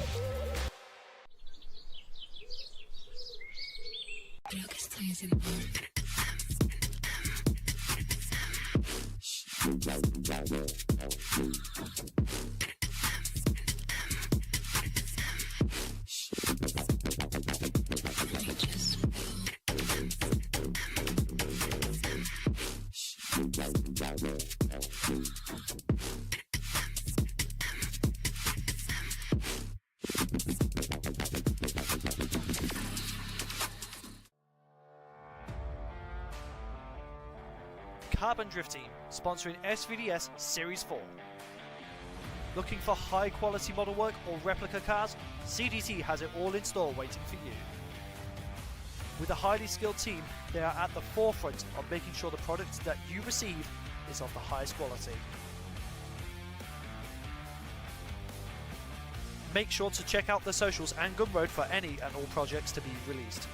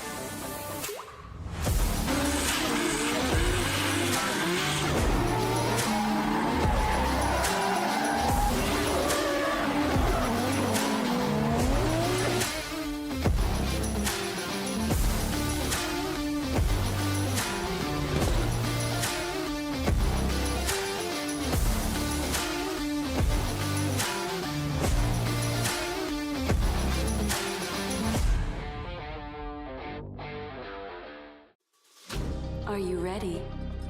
I'm ready.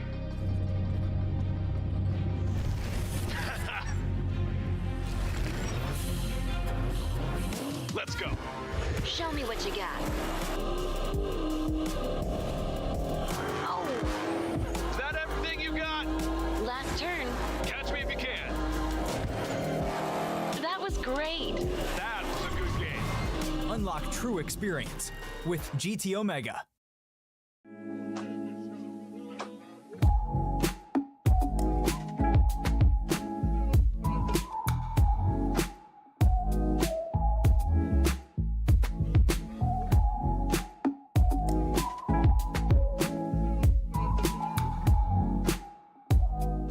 Me like I love myself.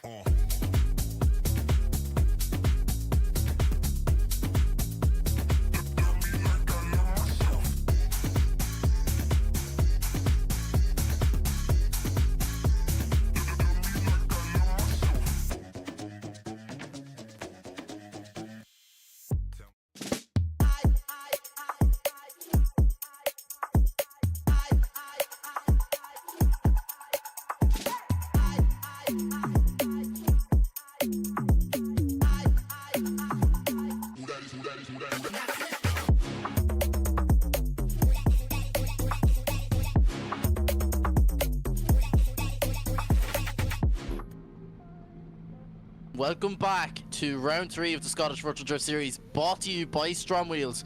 We are now in Group D of qualifying here. I am joined by my fellow commentator, Luke Butmer. Luke, how do you think qualifying's going? Hello everyone. I think qualifying is going brilliant. We've seen a few 92 runs, and this group is really exciting. We have Kevin Schwartz up in the line. Reminds me of Kevin Schwantz, the motorbike racer from back in the day. You know, reminds me of an RGV. I'm gonna just ignore. I'm gonna get into a big. Luke will be here for a while. If he keeps going. Spiel about one thing about this group, aside from talking about motorbikes, is not only do we have a Drift Masters driver in this group, we have a Drift Masters champion in this group in Adam Zalewski, returning to the SVDS grid there. I know he's competed in the past, so it's always great to see just, the guys, the legends from real life coming on and shaking up with the top guys in the sim world. So yeah, great to see. Thanks to Adam for coming, and I just can't wait to see how he does, along with all these other guys that I know are going to put on an absolute show for us here tonight. Yeah, definitely, Lucas. We have Kevin Schwartz on the line, the German driver. By the looks of things, that's a 350Z? 370? No, it's It looks like it. It's basically a 350Z. It's the same More or car, less. only a different body. It's a Nissan G35. So Yes, more or less. look, it's not quite a Suzuki RGV 500, but it's still Oh, kind of good on my books. Like, Luke, we're gonna be at this all night if you keep going. if it starts doing wheelies and stuff, like it would be kind of cool, like back in the day, the wheelie master. But okay. Are you done yet? Are you done? Right.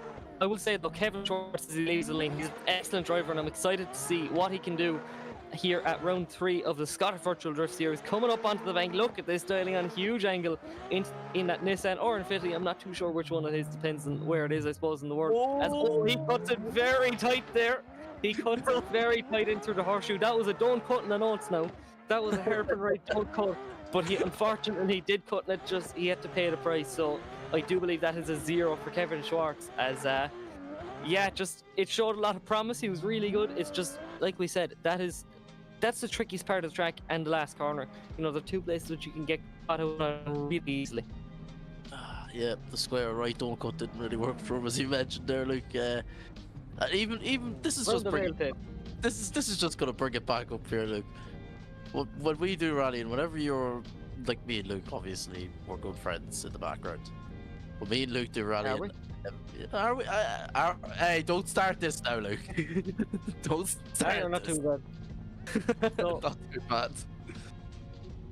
up on the line is Paul Lisowski in that GT86 there as he leaves the line. Let's see what he can do. Another Carbon Drift Team car, one of our series sponsors, so check them out. You can get all the top cars in FED Mech and Formula E Japan, so make sure to check it out. But Paul just showing you why you should buy their cars, because they're pretty solid, I must say, as he's doing a really solid job around Driftland here, transitioning over and back now, pushing it out nice and wide for these next two clipping points, transitioning up now, up onto the inner clip and back over for that final outside zone into the outer clip in GT Omega Alley. And not a bad run whatsoever from Paul Lisowski.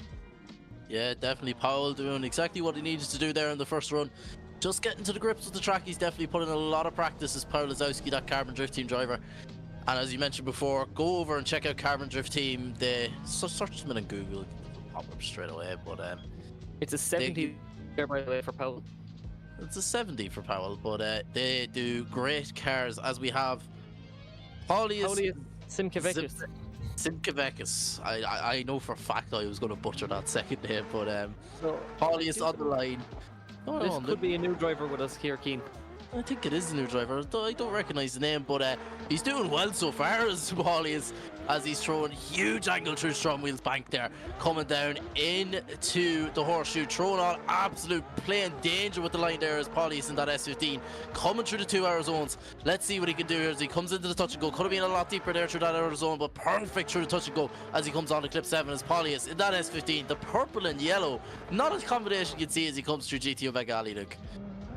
Yeah, definitely a really cool combination. Actually, it works quite well, and we're seeing some of the rookie drivers, rookie to SVDS I'll add, you know, coming in and just doing a real nice job. It's a 73, a few bits to improve on, and one of the more unique cars up on the grid now. My favorite car on the grid.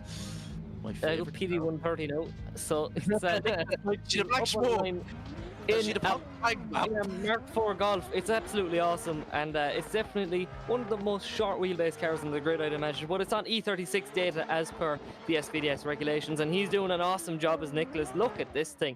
This Golf is being put to its paces as he brings it nice and wide out to the line, getting it in all the zones. One thing is having a unique car, but having a great driving style to match the car is definitely what Nicholas's motto is, I suppose, because he has an absolutely great driving style as well. You know, he's so consistent there as he's just showing it's a great run in a great car. Yeah, definitely. I wonder, does she have the Pops and Bangs map, or is she Popcorn Limiter?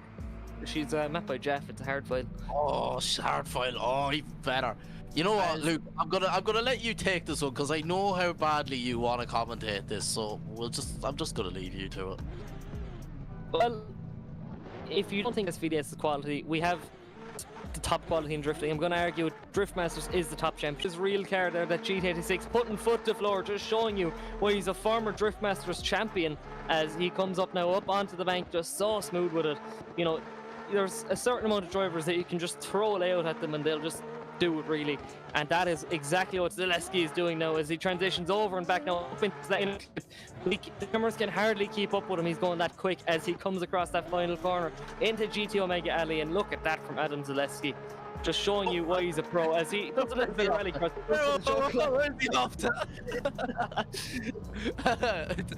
That's the secret. That's the secret to drifting, is just go flying off the track. But not much to say there from you know yourself. It's Adam Zaleski, former Driftmasters champion. There's nothing to say about that. But he puts on a great run, and it, as usual, we're not waiting on Ryan for once. It's a Hara. It's a Hara. We're waiting on a So Hara. it's 83 there for the Driftmasters champion Adam Zaleski as we bring it on now to Nathan Vieira from Team Escuco, the French driver, doing a real nice job on that really nicely livered BMW. So let's see, Keane, what can Nathan do? He's going to do very well through the horseshoe. There's Nathan Vieira, just doing exactly what he needs to do, not going too deep. Could have been deeper through that outer zone. There's Nathan Vieira, that Team Escuco driver, coming into the touch and go, perfect through the touch and go, that BMW as he comes on to clip 7. Let's see what he can do now. Can he do a Harvey Cuddy? No, he won't, as he comes into clip 8, into GT Omega, and across the line is Nathan Vieira. note Keane's commentary about Harvey Cundy does not reflect the official views of the Scottish Virtual Drift Series. No, it's a 79.7 there for Nathan. Not too bad, as we have a very unique car on the grid there from Emilis Valeka. So let's see what he can do. I'm not even sure. It's a super by the looks of it. So It's, yeah, I think really it's, nice. I think it's the public car. Yeah, it's the public super, yeah. So Emilis Valeka, a really good driver there. I've seen some of his real life antics there. He's a really good driver. Not choosing to stick with the BMW and the sim side of things, moving on onto the new Toyota. So some would argue it's still kind of a BMW, but those jokes are dead and gone. But Emilis there doing a really nice job. He is one of the younger guys in the drifting scene coming up on through, and definitely one to watch, whether it's the sim or real life. He's definitely a really exciting driver, so make sure to check him out. Yeah, definitely. Emilis doing exactly what he needs to do there in that A90 Super. Great banker lap there in that. Big run. Oh, it could be a big run. It's a 91 for Emilis Valeka. That puts him in 3rd position overall so far. Wow, I wasn't expecting that. The young gun is showing his talent there. So there you go, Emilis Valeka, 3rd in qualifying at the moment, as we bring it on to Dominic Bergmanis, one of the staples here at the Scottish Virtual Drift Series. He has decided to opt the shark tail spoiler, as you can see, one of the coolest features in the drift car. Darren McNamara, I'm looking at you, but yeah, really cool. He's gone for that the pink livery, kind of the opposite of Darren, I suppose, but he's doing an awesome run here so far, Keane. Oh yeah, definitely is. He just has a huge waiver there, as you were just about to say. He was doing an awesome job there coming in. But yeah, the commentator's curse, you could say. But great run overall, other than that slight, you could say slight wobble, but it wasn't slight. It was very huge from Dominic Bergmanis in that A90 Super. And as you mentioned, the shark tail spoiler, I love him. And it's a 79.3 on the board for Dominic Bergmanis. We know him too well. He's definitely going to improve from that. But we have Lewis Zanetti on the line. Zanetta. I always say Zanetti. I've got abuse over this already. Zanetta, hailing from Brazil there, as you can see. Moving over to one of our head judges, Rise. His A90 Super, going real Wild Monkey style with a GT86 front, as we do see a Wild Monkey's car behind him. But let's see what Zanetta can do. He had one of the coolest Silvias in the grid last season, but now he's opted to go over to one of our own cars, and he is definitely putting it to good work. Look at this from Zanetta as he comes on through. Look at this, styling on big angle as he comes on through the horseshoe, coming out now into the first outer clip, onto the second out, pushing nice and wide here. You have to keep foot to floor into the transition yet again. Look at this from Zanetta as he fires into that last corner on big angle, starting to maintain himself just as he gets past GT Omega Ali and Keane. That was a good run. Yeah, that was a great run. He definitely brought the Brazilian flair to that run anyway, so that's all I'm going to say. But Lewis Zanetta doing a great job there in the pub. Do I see a Dodge on the line? Yeah, kind of. I wouldn't say fully. Is this another Wild Monkeys front swap? Jason K, it's a Wild Monkey special. It's an 84.7 for Lewis Zanetta. So it's Liam Skehill. He was the most normal person on the grid, or out of Wild Monkeys. You know, he just had it had teeth, alright, that was a bit funky, but now he's opted to go with a BMW with a Dodge front. So he absolutely pilots this thing incredibly, as you can see. He just big flicks from the go on, huge angle as Liam Skehill. Really nice guy behind the scenes as well. So look, it's great to see these guys coming on and just showing their stuff here at SVDS. And I think he's just going to stay at the end of the lock stops for the entire run, because he is throwing on a huge angle there. Look at this from Liam Skehill. Just how much angle do you want? Just you name a figure and Liam Skehill will throw it on. As much as you can get Liam Skehill. What a run from Liam Skehill there in the Dodge front BMW. The Team Wild Monkeys, the king of front end swaps, ladies and gentlemen. As we see Kevin Schwartz on the line, trying to improve from a 0. It's a 0 at the moment. Zero. Yeah, it's a 0.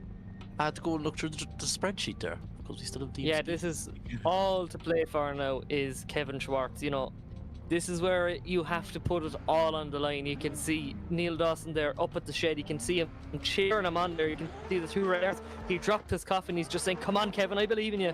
As he sends him off the line. Let's see what he can do. Is Kevin Schwartz keen? As he comes on to Strom Wheels back here, throwing on huge angle is Kevin Schwartz. in that. I call it the G. Is it the G35? G35. There we go. I got a car right for once. As It's he also a comes, Skyline if it's in this end, so. that's true there as well. As he comes through the touch and go, perfect through Kevin Schwartz. He knows exactly what's on the line as he comes into clip 7 here. Perfect through clip 7 yet again, through clip 8, through GT Omega Alley and across the line from Kevin Schwartz. Look. Yeah, really good job there. By the way, do make sure to check out his stuff. He does have a Gumroad where he sells some really good cars. I'm pretty sure you can actually buy this car on Gumroad under SimDriver 061. He made a really cool S14 as well that I quite like, I must say. So there you go. It's an 81.3 there for Kevin Schwartz. Really good run there. Definitely a bit of an improvement over 0. Yeah, definitely, as we have Paweł Laziski on the line, that Carbon Drift Team GT86. Let's see what he can do in that GT86 as Paweł has a huge flick on into the first clip there as he comes up to the bank now. Strom Wheels bank, we've been calling it all night, ladies and gentlemen. He's putting on a huge angle, trying to improve from the 70 as he comes into the horseshoe here. Just tentative, just slightly decelerating, a bit too much for Paweł, just stalls up the car a little tiny bit as he comes into the first outside zone here. And into the second as he comes through the touch and go with that GT86. Perfect for Paweł as he comes through onto clip 7 now. Flirt with danger, flirt with the bike is Paweł as he comes into clip 8, GT Omega Alley and across the line, look. Yeah, really nice job there from Paweł. So let's see what he's going to do now in the second run. It's looking to be a bit of an improvement so far. Still not ideal for Lisowski, but look, he's doing a few rings to celebrate. There is the Carbon Drift Team driver. Let's see what be. Just waiting on Rise yet again, as always. It's a 73.3 for Paweł Lisowski. So we're going to see him improve a small bit. We're getting into the stages now. At this stage, if you're unfamiliar with drifting, you know, first of all, welcome. If this is your first kind of experience with drifting, I know there's a few people that would kind of be newer to the scene. Around this time now, we're going to start talking about dropping, you know, drop-off points. You know, we have a top 32 for tomorrow, but after a certain point, we start to see some drivers drop out of that top 32, and that's what we'll be talking about soon. Yeah, definitely, as we have Paulius Zimowskis. Did I get that right? Please tell me I got that right. Simovikus. Okay, we will eventually get used to the second names, okay, and the weird first names, but Paulius in that weird purple, actually not weird, it's cool as anything, is Paulius throwing on huge angle on the Strom Wheels bank. Paulius trying to improve from a 73 in that public VDC S15. Let's see what he can do as he comes into the two outer zones here. Throwing on huge angle through the outside zone, but shallows it just a wee bit as Paulius trying to get it into that second outer zone. Through the touch and go. On the clip 7 as Paulius in that public VDC S15. Through clip 7 perfectly, running to that danger. Right flirt with the white light through GT Omega Alley, look.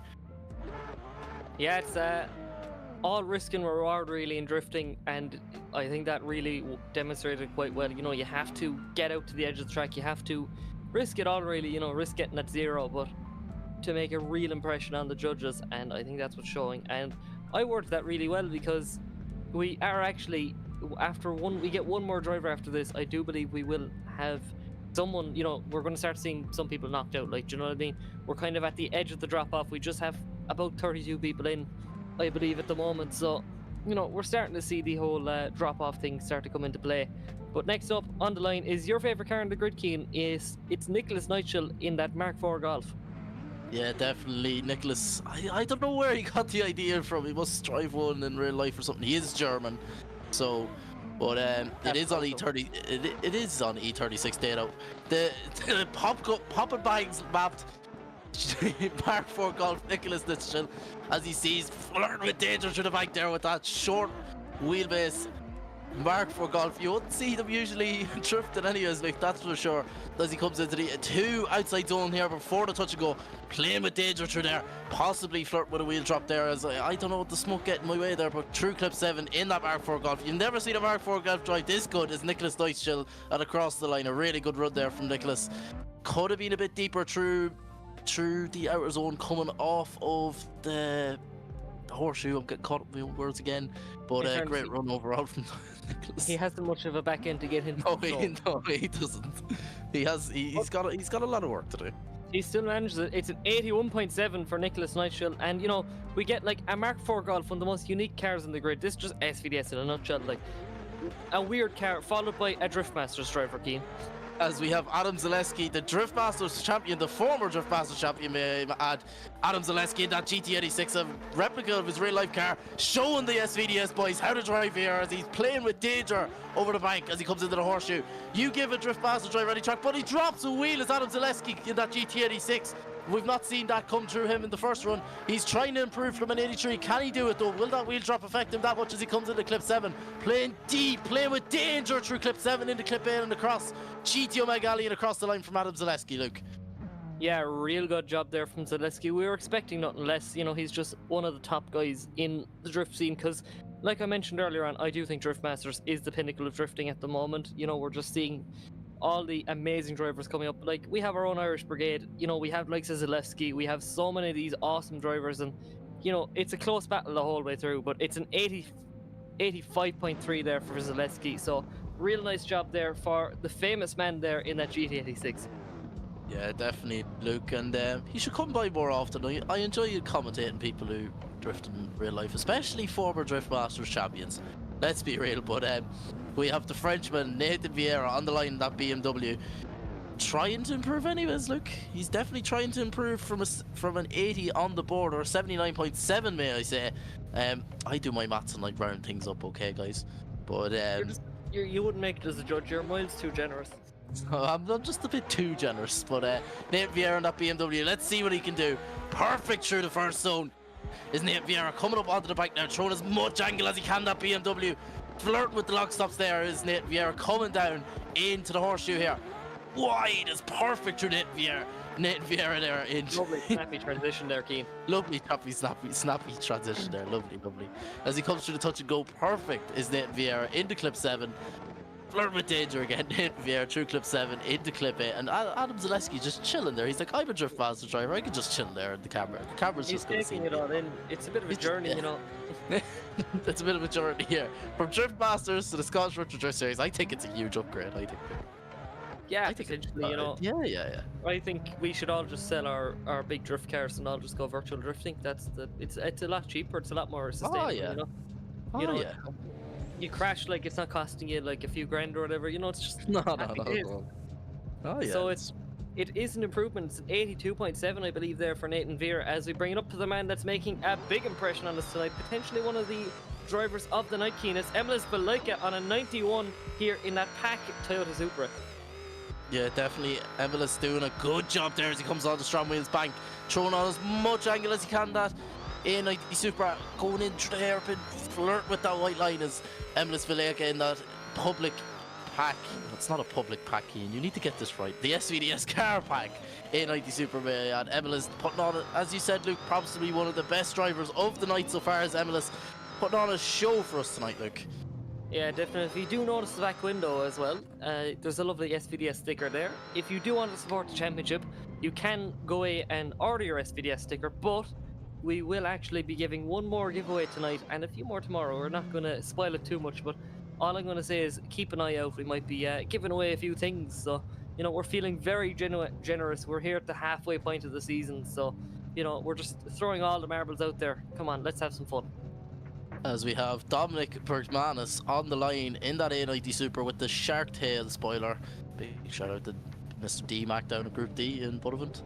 He's very famous for putting the Shark Tail spoilers and things. As we see Dominic Bergmanis in that A90 Supra trying to improve from the 79.3. Let's see what he can do here.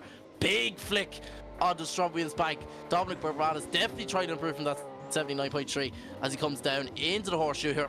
Oh, that was huge, nearly backwards into there, but gets caught up in the hairpin as Dominic Bergmanis and drops a wheel there coming into that outside zone. But we'll see what he can do through the touch and go and coming into clip 7. Will he play with danger again? Yes, he does. Dominic Bergmanis definitely trying to improve from that 79.3 and across the line through GTO Meg Alley. Other than that wheel drop, no, it's actually a 0. It's a So, 0. The reason for the 0 is, I believe, coming out that hairpin, you know, he hooked on a lot of angle and it slowed him down massively. So look, I know this is qualifying, I know you're doing solo runs, you want to see huge angle everywhere, but you do have to think of it as if there was a chase car. So I do believe the whole reasoning for that is, if there was a chase car there, they would have had nowhere to go. That was like a big stall up of using angle. You know, you can slow with your foot brake, your handbrake, but you can also just hook on angle and it'll naturally slow the car. So I think it would have been pretty unchaseable as a chase car. So that's kind of the reason for the 0, I'm thinking. But there's a man that doesn't really have to worry about a 0 at the moment. It's an 84.7 for Lewis Sonata as he comes up onto the bank in Rise's A90 Super with the GT86 front in that iconic HKS livery as he comes around the bank there. That's what you want to see. You know, nice and smooth, you know, transitioning over and back as he pushes out nice and wide here. So Lewis Sonata coming up into that inner clip, into that final corner now into GT Omega Alley as just a really nice, smooth, consistent angle. And that's what you want to see. It's pretty much textbook there from Lewis Sonata, not doing a whole pile wrong. And I will say, a driver that doesn't do much wrong is a very hard driver to beat. Yeah, definitely, Luke. He definitely brought the Brazilian flair yet again to that run, and it looks like it's going to be a very high-scoring run here as we await on Ryan. As it's an 85.3 85.3 from Lewis Sonata there. That's what I'm saying. Like, it's so consistent. An 84.7 on the first run, 85.3 in the second run. That is consistency. That's what you want as a driver. It's great to bring out like the big scores, but if you can't do that run to run, like, you're not really doing much, if you get me. You know, you have to, consistency is key, because if you look at when you go to battles, you have to do the whole run, the same run every single time, the whole way down if you want to get to the win. You know, if you want that round win. And consistency is one of the biggest things in drifting, in my opinion. Let's see, what can consistency do for Liam Skehill as he leaves the line, Keane? One of your favourite cars. Obviously, you know, you don't get messed up with any of the Wild Monkeys cars at all. No, definitely not. It's Liam Skehill is putting on an absolute flyer of a run here so far as he comes into the horseshoe. Playing with danger in that BMW's Liam Skehill. Well, you can say it's BMW, but is it a BMW? We don't know. We'll figure out. Bit of both, like. It's but as he comes into clip 7 here, doing very well, but a bit shaky from Liam Skehill coming through clip 7 there and across the line, Luke. Yeah, good job there from Liam Skehill. Like I said, Mr. Consistency, that's the word. That is the word. And he little 360 across the line. Or it's not a full 360 actually, he didn't manage the full 360, so it's easier to do a mad run and drifting, you know, just bang out 80, I'd say mid-80s run I'm going to predict. But doing a 360 can't be done, but he does throw on a few rings to make up for it as we get a lovely view of STRO M Wheels in the quarter panel. Now I'll let you talk, Keane. As they would say in darts, 180. That's all he could do. Yeah, there we go. There you go. Yeah, I'm very happy there. That is us for that group. We're going to join you very shortly, so we're going to show up the scores and then we're going to go to a quick ad break, so stick with us.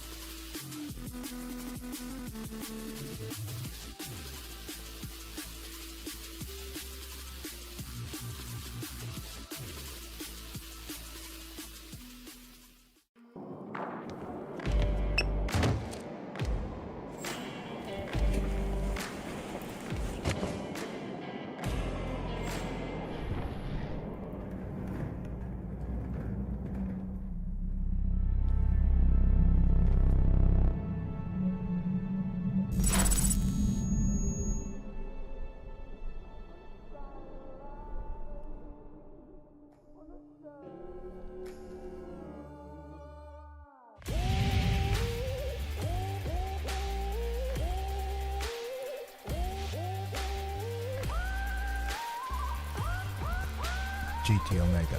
Stay ahead of the game.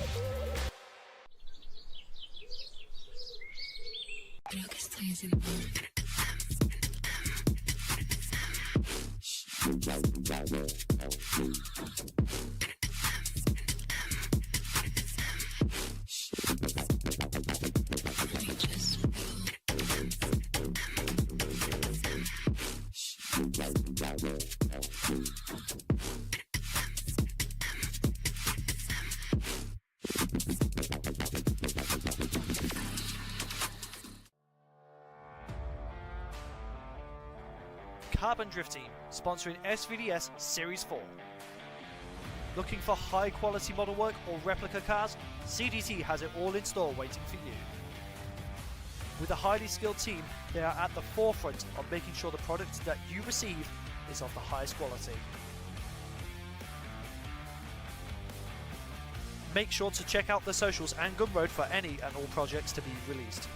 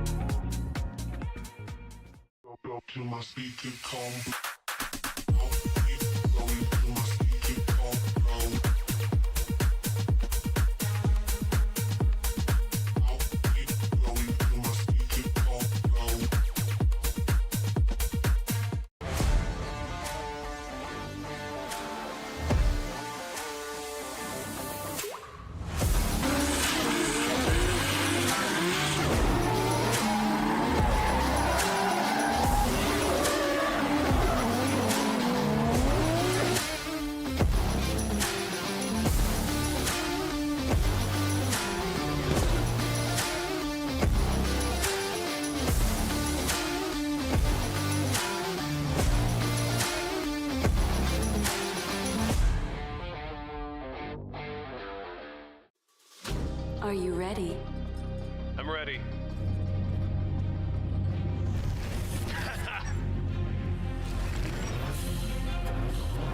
Let's go. Show me what you got. Oh, Is that everything you got? last turn. Catch me if you can. That was great. That was a good game. Unlock true experience with GT Omega.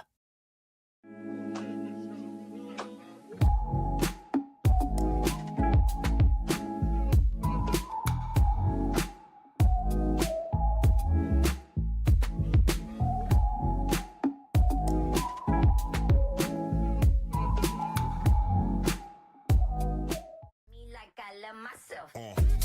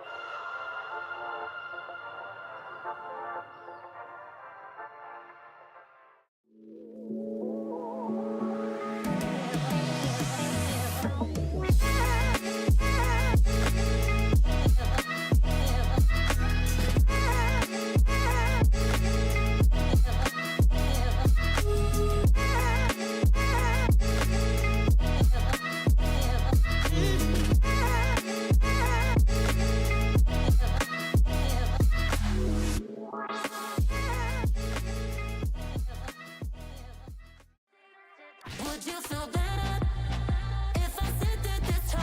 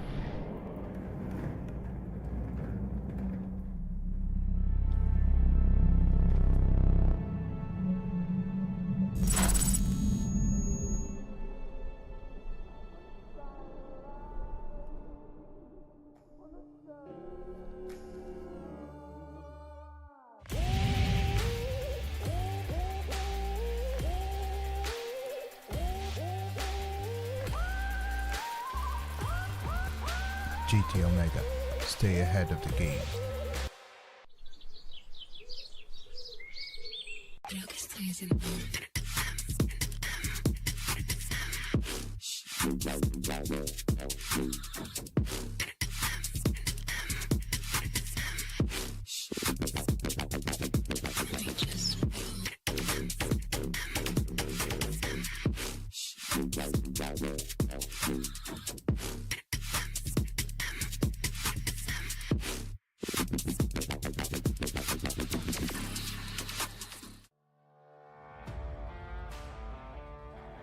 Carbon Drift Team, sponsoring SVDS Series 4. Looking for high quality model work or replica cars? CDT has it all in store waiting for you. With a highly skilled team, they are at the forefront of making sure the product that you receive is of the highest quality. Make sure to check out the socials and Gumroad for any and all projects to be released.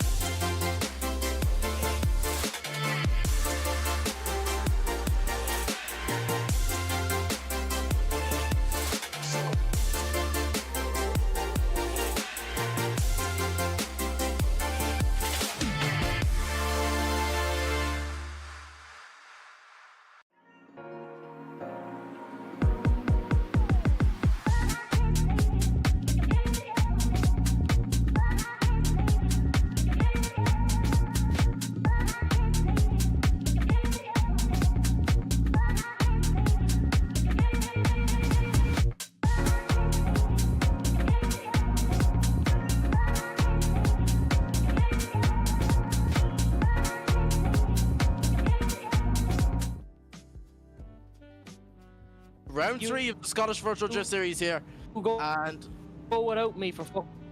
we have Luke in the background there with his dodgy internet, as people were saying. But we are here for round 3 of the Scottish Virtual Drift Series, brought to you by STRO M Wheels. We are in qualifying day 1 here this Saturday evening over in Ireland, Scotland, England, here, wherever you are in the world. It's a Saturday evening for us though. But we have Arius Germantis in that E92 on the line. Now, we have seen Arius Germantis plenties of times here at the Scottish Virtual Drift Series. He's a very, very talented driver, and we will be wait to see the lights go green. Arius Germantis on the line. We'll see his Luke's internet back. Luke, is it back? Hello, how are you? Boys? There we go. A bit of a problem Arius there. Diamantis, what a driver. What a driver. What a driver. Is your internet finally sorted? Did the fiber optic kick in, did it? I've broadband, so it's no good. Like it's no good. The non-existent fiber optic. We actually nearly got it in. The wires are all there, ready to go. Just they didn't decide to put it down my area. But anyway, Aries Cementis, never mind my internet. Aries Cementis is hot and heavy down the track here. Look at this in that BMW E92, doing a real nice job. Big Duck Club up on the door. As he brings it right out to the edge of the track, flirting with danger there as he pushes out nice and wide. Look at this from Yamantis as he puts foot to floor. Yeah, definitely. Aries Cementis doing a great job here coming in through clip 7. Aries Cementis looking for that high score, even though he's only on the first run. That team Big Duck Club E92 of Aries Cementis putting on an absolute savage banker lap, we could say, as we just await for a judge's decision to come through. And we're waiting on Ryan this time.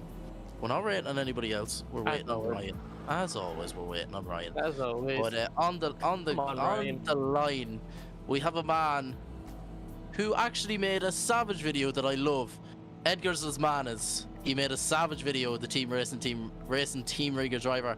He made a savage video on Instagram, and it's just pure clear my video, and he has my voice incorporated from the stream into it, and him driving on the sim.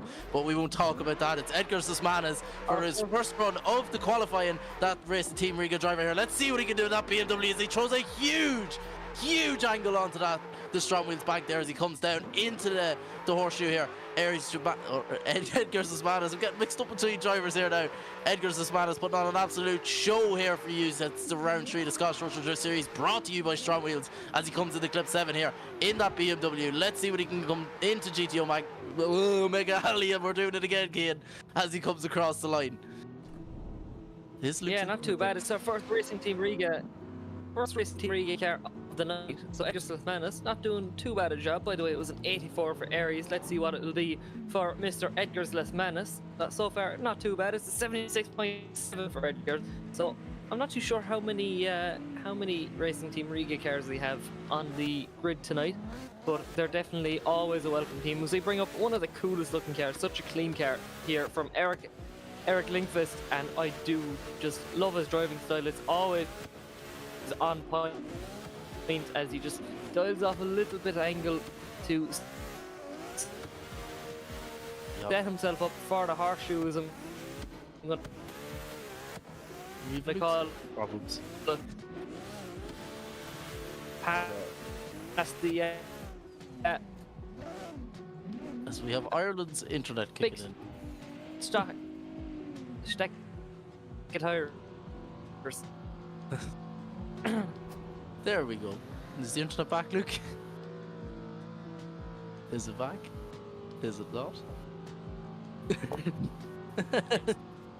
Coming and going this model. It's coming and going just a little bit.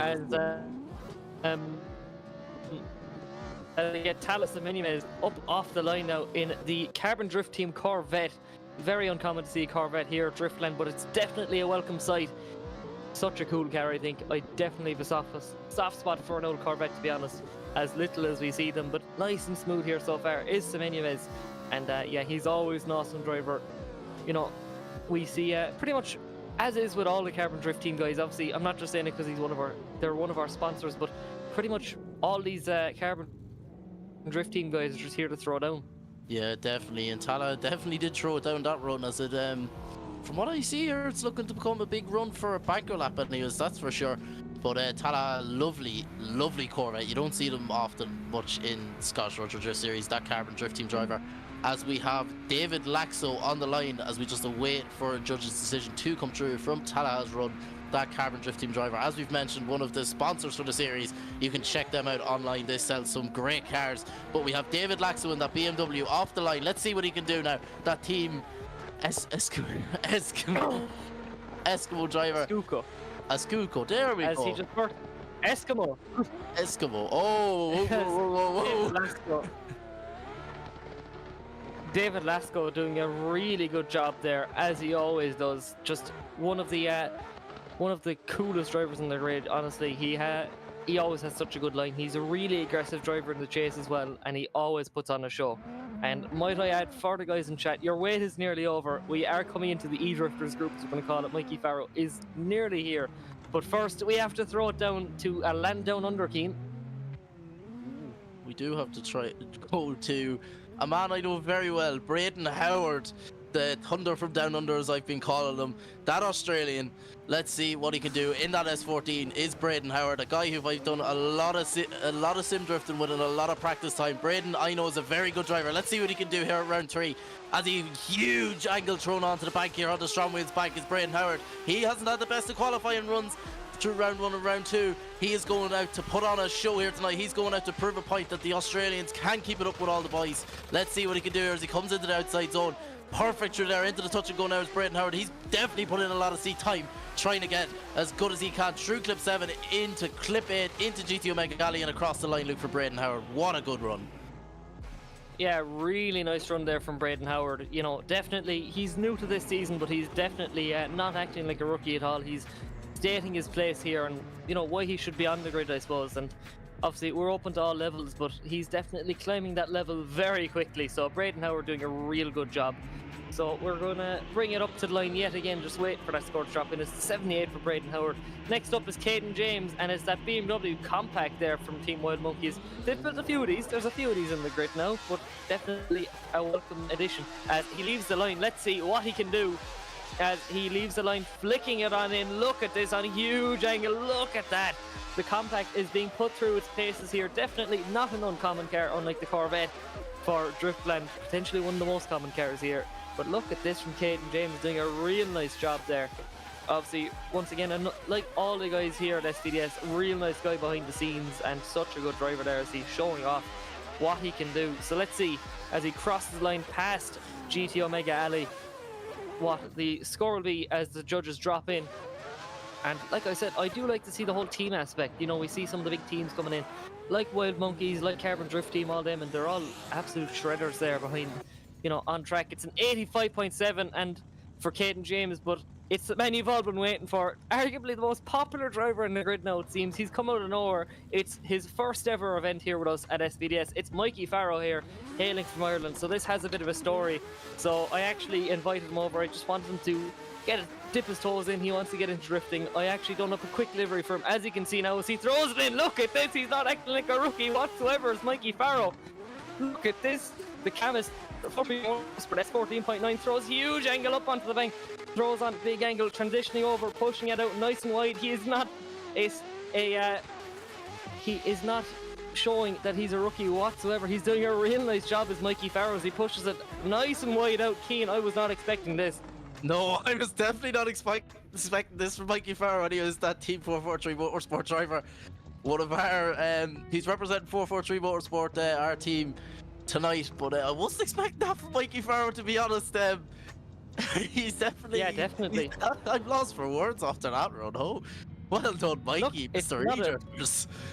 it's not a bad run whatsoever. A little bit shallow in the last section, but the 71.7 is nothing to be scoffed at for your first ever run here at SVDS, especially a competitive championship where the judges, you know, they don't hold any prisoners, like. But moving it on now, it's going to be Thomas Czechowicz. We'll be bringing Mikey on for an interview after, but we're going to get himself settled in for the second run. But Tomas now doing a real good job. I'm expecting big things. It's a VDC public car, but Keane, that is not a frowning point at all. You know, these public cars, they're shredders. No, I've seen him do absolute madness in this car before.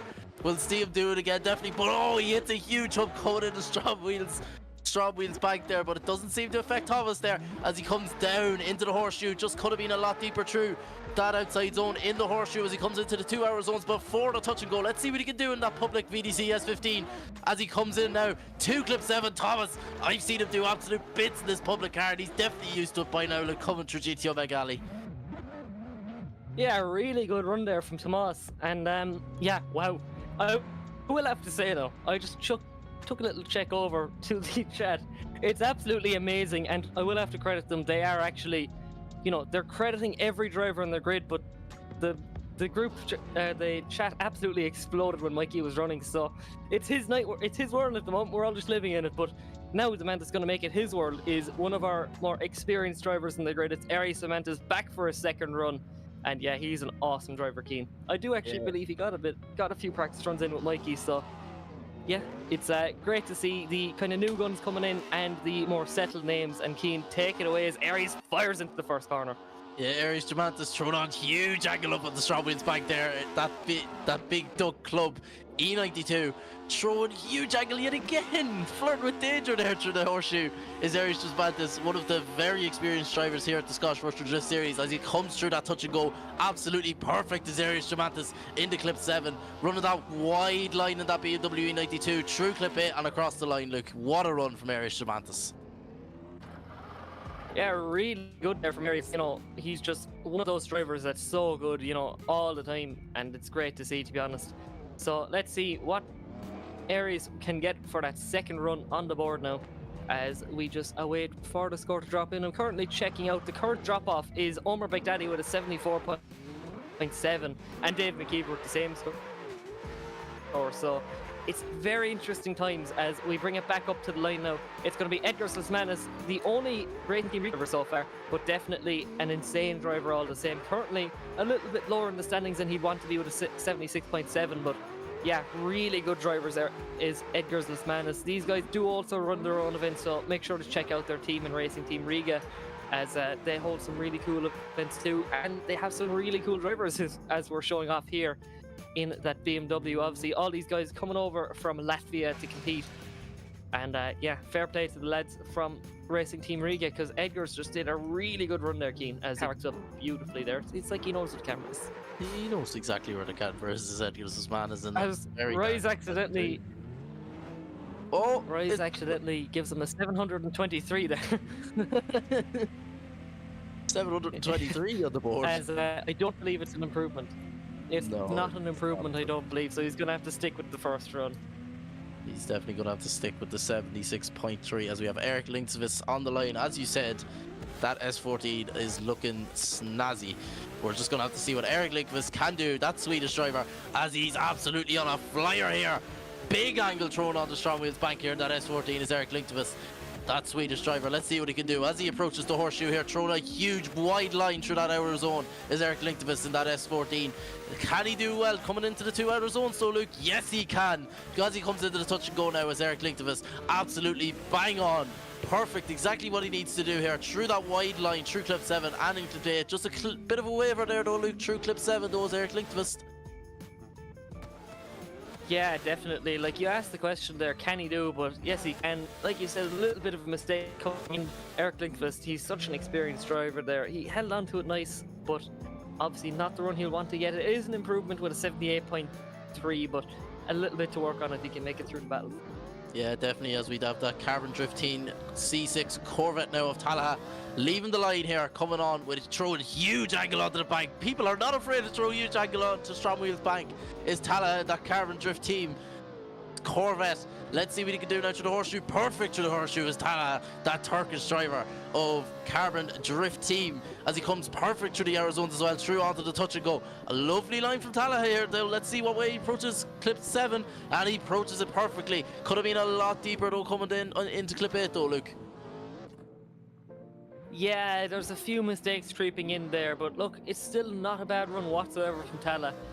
You know, I definitely think all these guys are so experienced, especially the Carbon Drift team, but you know, they're so comfortable. I know they're always active, they're always practicing and stuff. They're, you know, a good bunch of lads, and it's great to see them, you know, supporting SVDS, putting on a show for everyone at home, because we do have, I do believe, 96 viewers at the moment.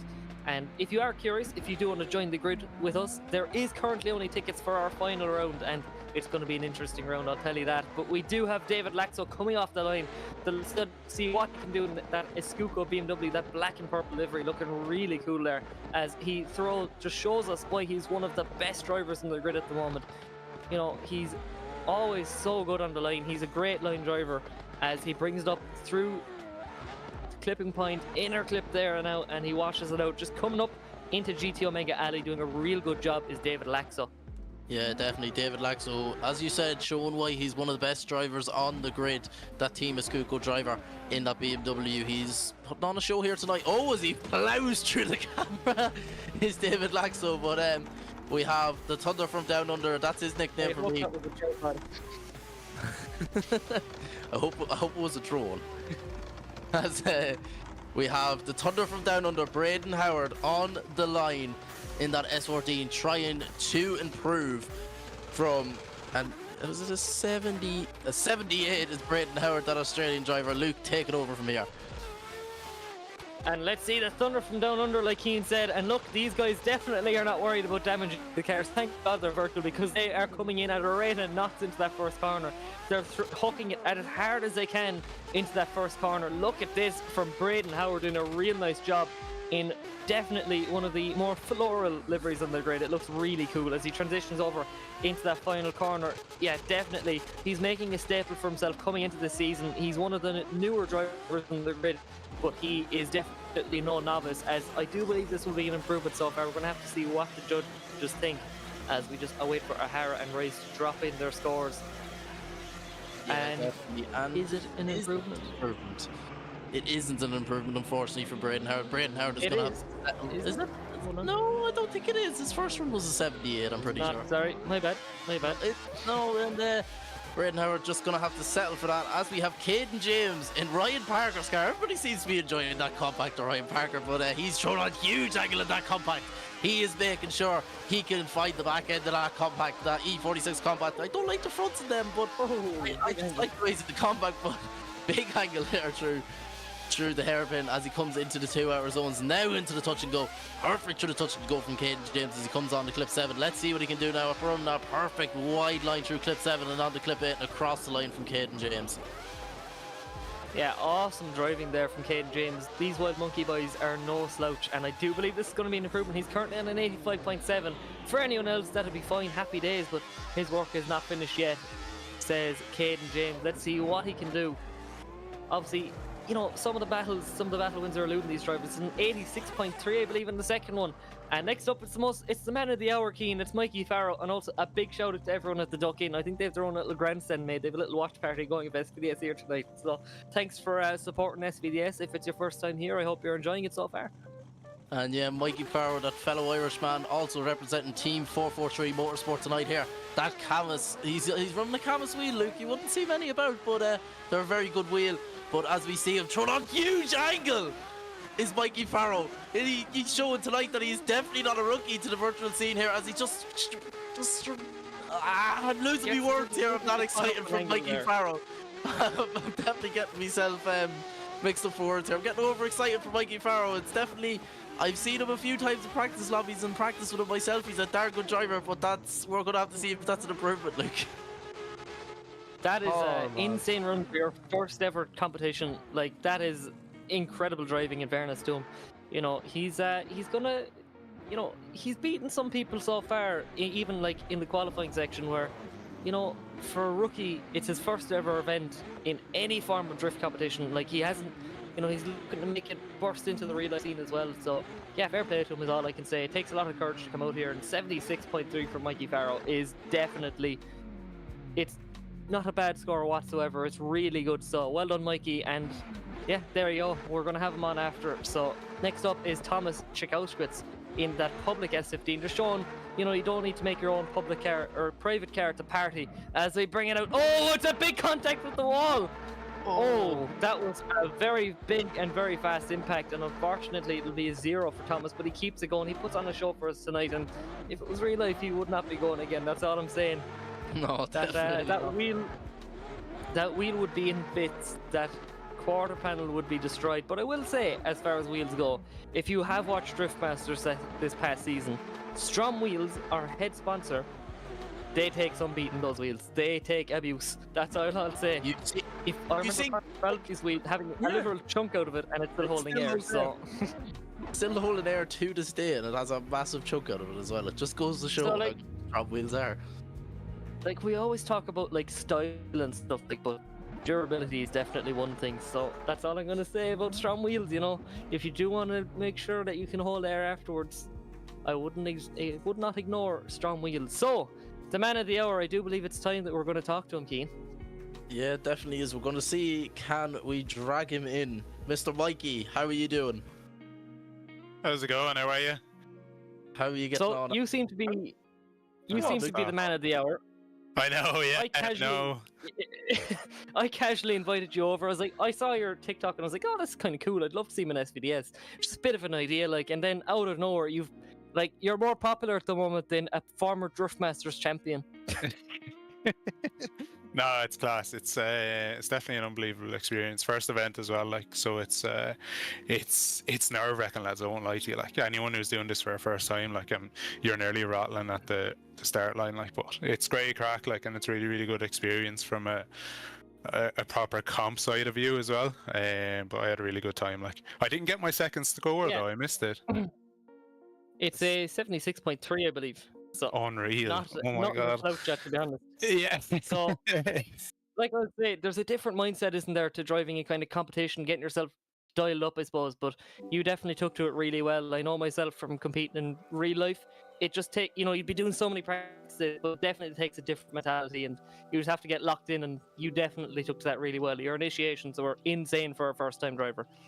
Thank you so much. No, it was great. It was great. Really, really good. I really enjoyed it. Anyway, so hopefully we can get through for tomorrow. The question of the moment, though, will we be seeing you for another round? Yeah, so I'm actually booked in for round 5 and 6. So that's already been settled and sorted already. When I booked the 3rd round, I was like, no, I'm gonna see if I can do a couple of more ones on top of that. So I got a few more. So I'm delighted I did. Perfect. So the Mikey Farrow show continues. Yeah, for now anyway. He's out for one round, but he's back for round 5. Stop. Well, Mikey, So is there any... you are currently in the top 32. Yeah, you are currently top 32. You're sitting 26th at the minute, if I believe correctly. 26. Absolutely sweating.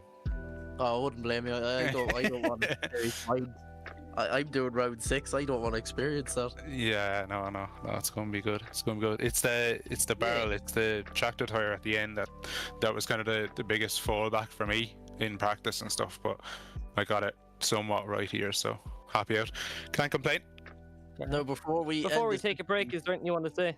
Yeah, that's exactly what I was just... Yeah, no, just thanks to everyone that came in for supporting and chat and stuff like that, and thank you to obviously SVDS for running the event and stuff like that. Excited to be in now for tomorrow. I'll have to get a lot more practice in between now and then, but best of luck to everyone as well. So thanks a million, lads. No problem, Mikey. Thank you. And just like that, we're going to take a quick break. Sorry, I think there was a little bit of cutting out. That's just from people leaving the lobby. So we'll see you soon.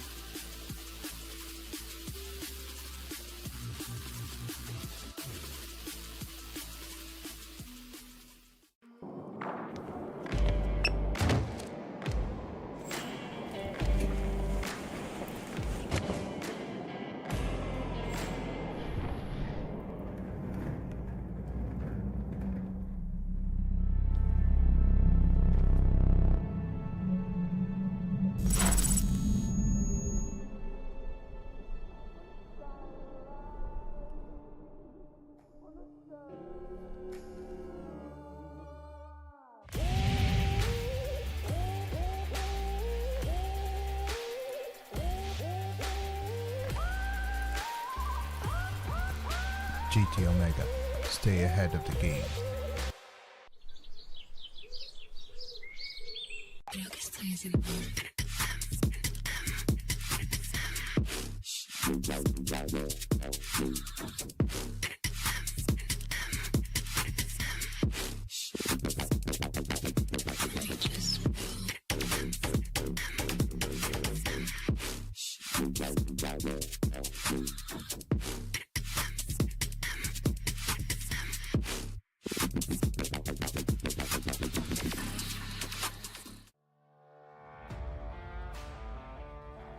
Carbon Drift Team, sponsoring SVDS Series 4.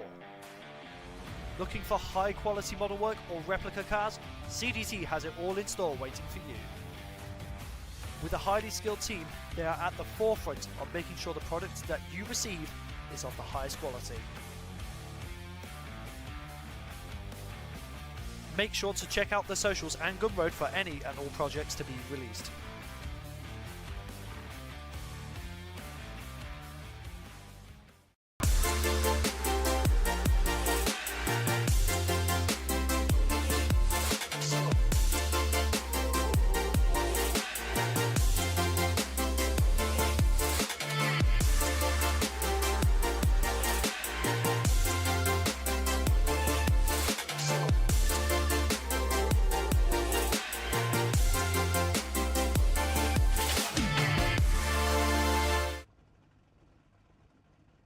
And you are very welcome back to round 3 of the Scottish Virtual Drift Series, and it's another compact up on the line, Keane.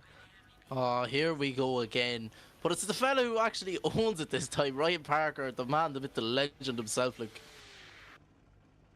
The car's being passed around to no end, but look, it's been treating every driver good so far. But now, before we get things moving and grooving, we have another competition to do. Big shout out to Danny Devine for winning the first one, a good friend. So there wasn't any bias. He was actually the first person to comment. But next up, we're going to be giving away a sticker pack there from SVDS, 2 SVDS stickers, I believe. So in order to get that sticker pack, we're going to ask you a question, and the first person to answer it tonight will be getting it.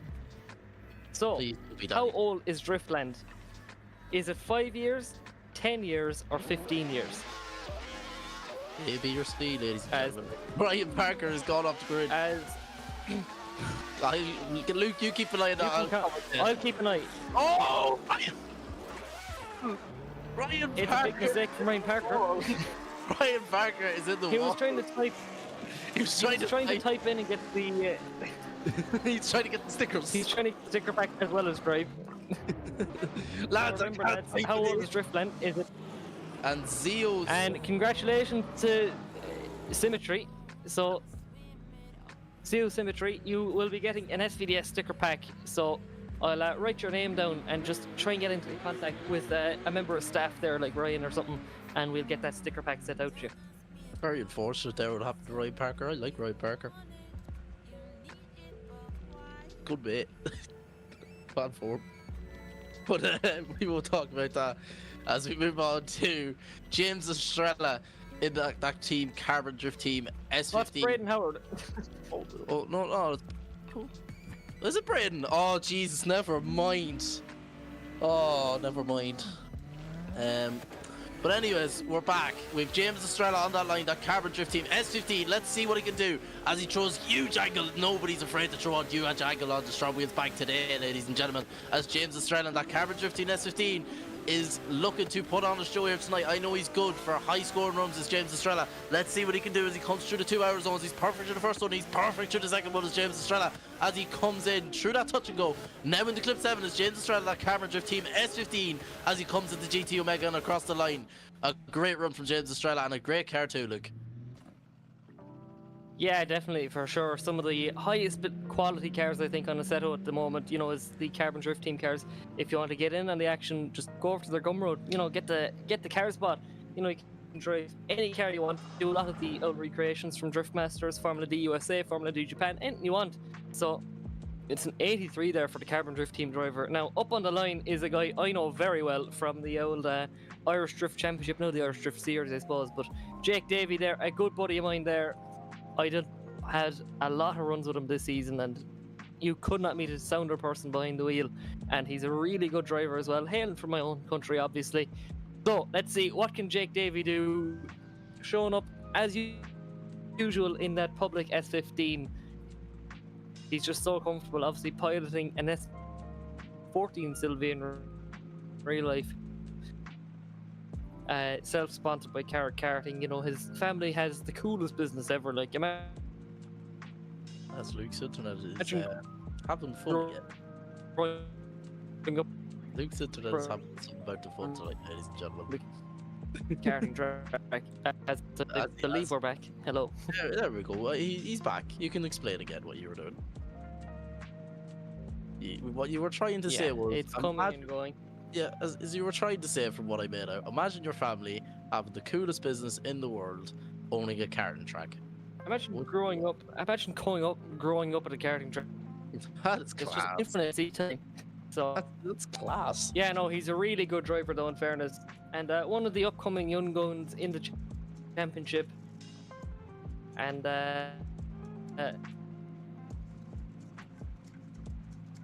yeah, he's And Ex- we have Driver. Luke. Luke, I think you need to get all Driver. worried about the be internet honest. check.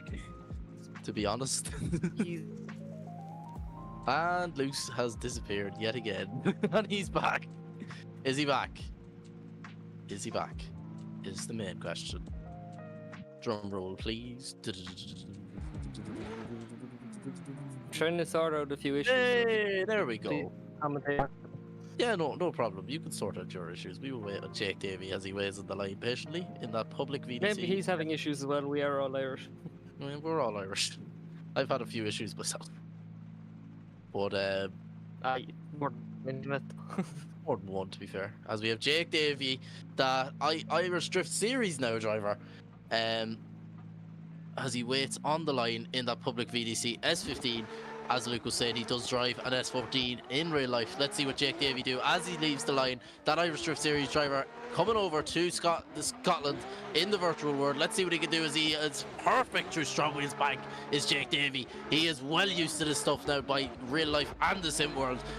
That S15 is on a flyer of a lap now. Is through that outside zone. Could have been deeper though. Is Jake Davey as he comes through the second outer zone before the touch and go. Let's see what he can do. Perfect through the touch and go as he comes in the clip 7 now. Can he do a Harvey Cundy? No, he won't, as he could have been a bit more deeper though through clip 7 and across the line from Jake Davey in that S15. Them public cars are definitely not one to be doubted anyways, that's for sure.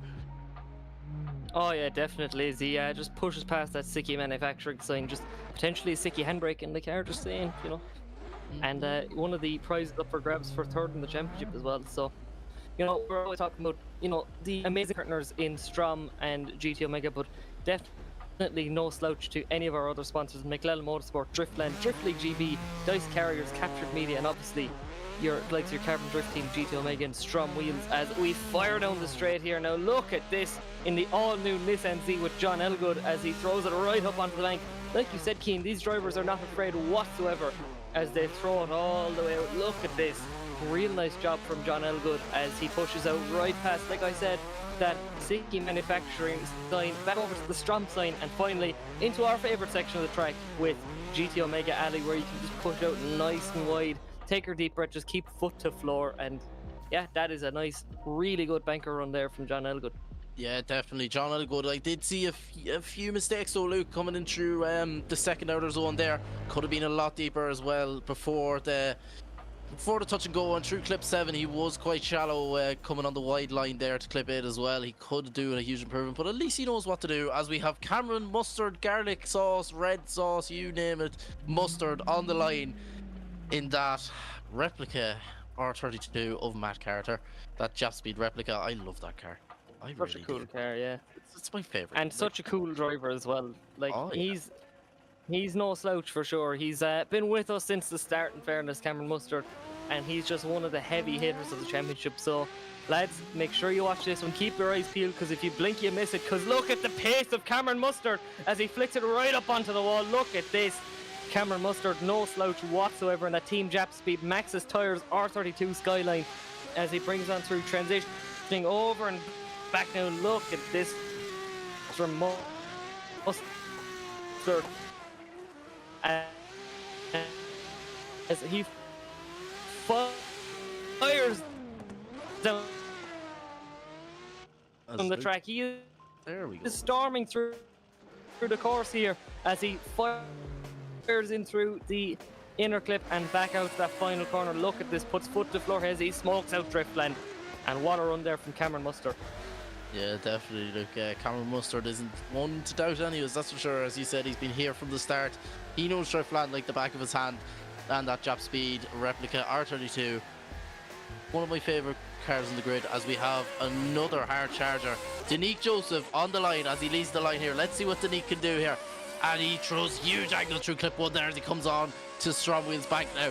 Through clip 2 is Danique Joseph, that American driver. Let's see what he can do coming into the horseshoe though. He's running a huge wide line through the horseshoe though. Danique Joseph, right where the judges want to see him coming onto the hour zone as well. Coming into the second hour zone before the touch and go. Perfect is Nick Joseph through the touch and go as well. As we come on through clip 7, let's see what he can do. Run that huge wide line is Danique Joseph, right where the judges want to see him coming into GT Omega, which is clip 8, and across the line from Danique Joseph. What a run in that BMW, Luke. Yeah, definitely. Really well done is Danique Joseph. Again, one of the heavy hitters in the championship there. Moving over to the 1 Series. And next up we have Sebastian Sharon, and I think he's got Need for Speed style, it seems, as you can see with the livery. So, yeah, really nice job there from Sebastian. Let's see what he can do. It's a nice car. Will it be a nice drive as we just await for that score to drop in for Danique Joseph, as it's an 87.3. Not too bad whatsoever from Danique Joseph. There you go. As Sebastian Sharon leaves the line here in that BMW, that French driver. Let's see what he can do. Throwing on huge angle under STRO M Wheels bank, Luke. Not many people are not putting on less angle than that. Coming through STRO M Wheels bank there. Now through the hairpin is Sebastian Sharon, that French driver in that BMW. He's doing very well in that E92. Throwing on huge angle through every single zone. Through the touch and go as well, Luke, as he comes into clip 7 here. Let's see what he can do. Now, pushing to the absolute limits in that BMW E92 is Sebastian Sharon as he crosses the line. What a run. Yeah, definitely. These guys are no slouches whatsoever, that is for sure. These guys are here to do a job, and they're just getting it done. There is no doubt about that. Yeah, definitely, as we have Ryan Parker, the original owner of the E46 Compact, that is getting passed around today with like something I cannot mention on the stream. But anyways, Ryan Parker trying to improve from a 0. Let's see what he can do in that E46 Compact, throwing on huge angle. Definitely not hitting the wall as Ryan Parker this time as he comes down into the horseshoe now. He is a good driver. He's been here for a while. Let's see what he can do now in that E46 Compact. A lot of wall, but he misses out in that outer zone with Ryan Parker. He's a little forward a little, I think. Just could have got just about one wheel in there, but through clip 7 running perfect that wide line into clip 8 into GT Omega Alley, as we've mentioned before, with GT Omega Alley, one of our great sponsors there, Luke, and across the line from Ryan Parker. Yeah, definitely. Look, it's an improvement on a 0, but it's still not perfect there from the local boy in Ryan Parker. So we're going to bring it back up to James Estrella there. We move on from Wild Monkeys, one of the big teams in the championship, to another big team in the championship, and one that happens to sponsor the championship in James Estrella. Yeah, definitely. With James. Carbon Drift team. Me and Luke just cutting in each other there, but James Estrella, a great driver as well. He's great for his high scores. I've seen James Estrella. I think James Estrella was one of the first runs I ever commentated on SVDS. But that Carbon Drift team S15, let's see what he can do now as he comes up on the STRO M Wheels bank here, throwing huge angle is James Estrella. Coming down into the horseshoe now. Let's see what he can do. Run that huge wide line. He knows he has to improve from an 83. It's James Estrella in that Carbon Drifting S15. Let's see what he can do coming into the second outer zone before the touch and go. Run that huge and wide. Perfect. Right where the judges want to see him through the touch and go is James Estrella. Coming into clip 7 now. Nice and wide is James Estrella.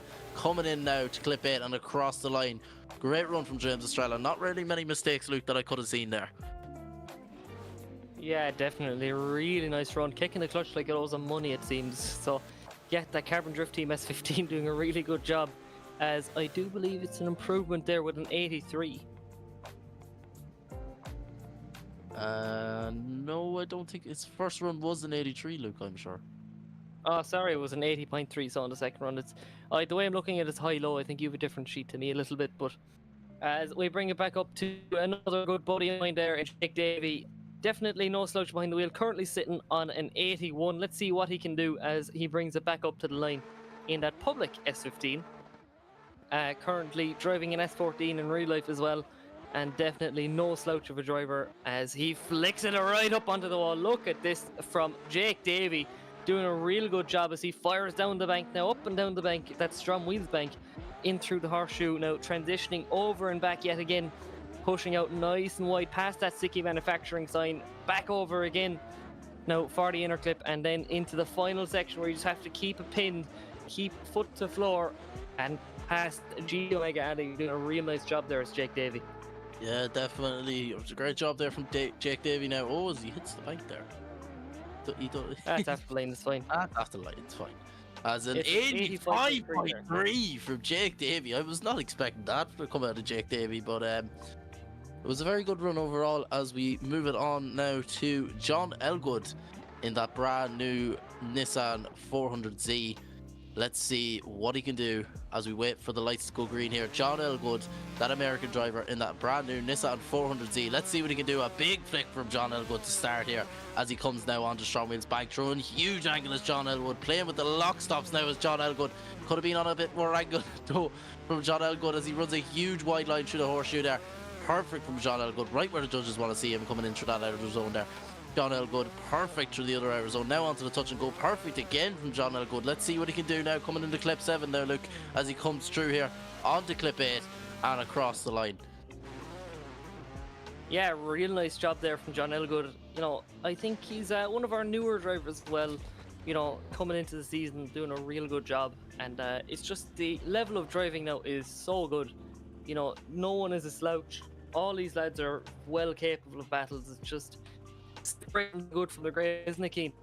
Yeah, definitely. It's sticking, definitely choosing the goods in the great tier, but some of the greats will definitely look like they're close to the drop zone though, Luke. Yeah, definitely, as here is one of the longest standing drivers here at SVDS. I don't believe he's won a championship, it's always eluded him. I think he's aiming for it all the time, so let's see. As we see Cameron Mustard fire up with the rare mistake from Cameron Mustard.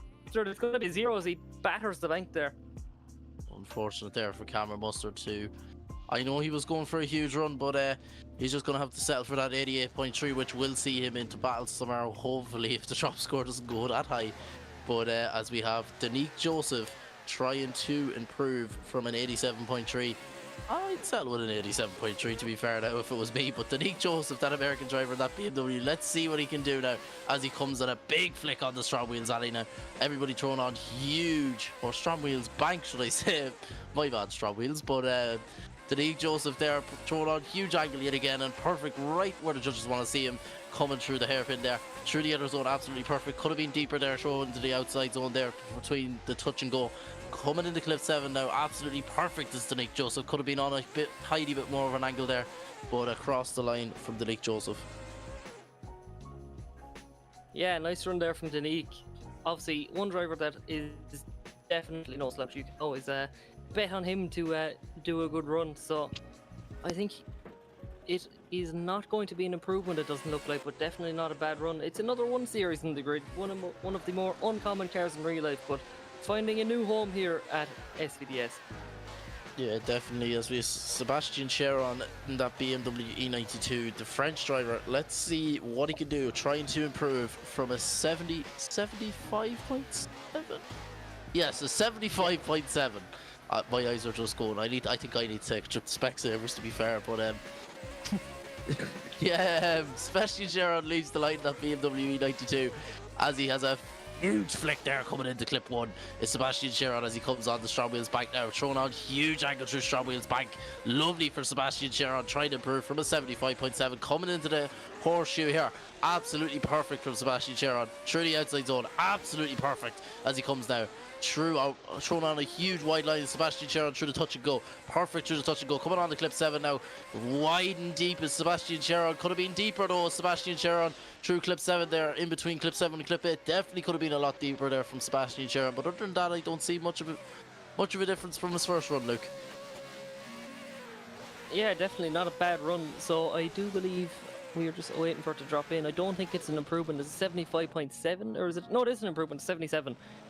So not bad whatsoever. We're going to take a quick run over and show you the championship prizes up for grabs for this season. So let's see what these drivers are battling it out, aside from bragging rights, of course. So first place, you get £200 and a Strom DS Series rim, set of rims of your choice. Second place, you get £150 and a gorgeous GT Omega ART cockpit.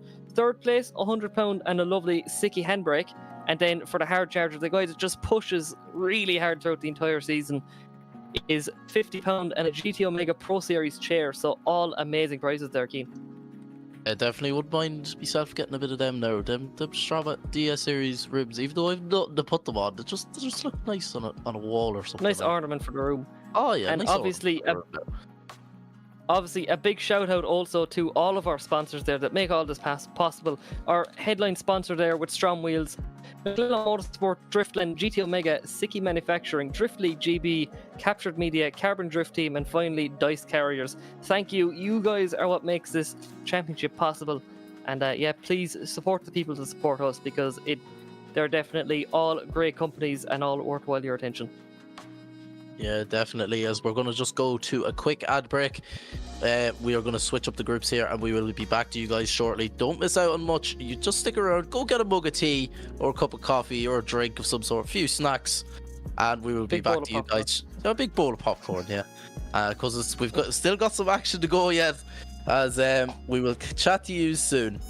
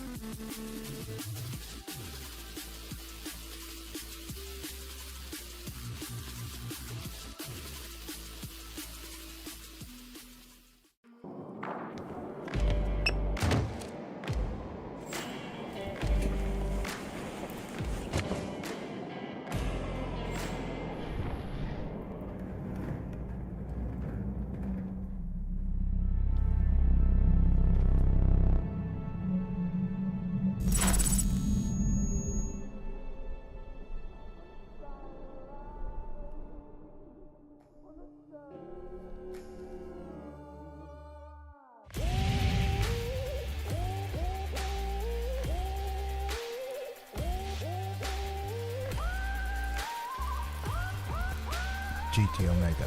Stay ahead of the game.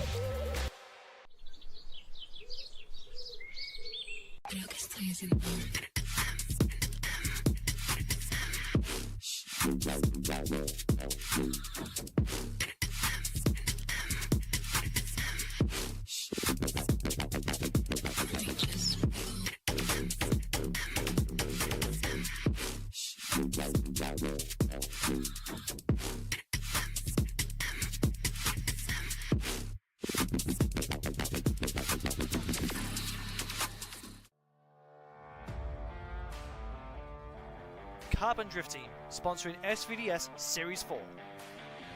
Looking for high quality model work or replica cars? CDT has it all in store waiting for you.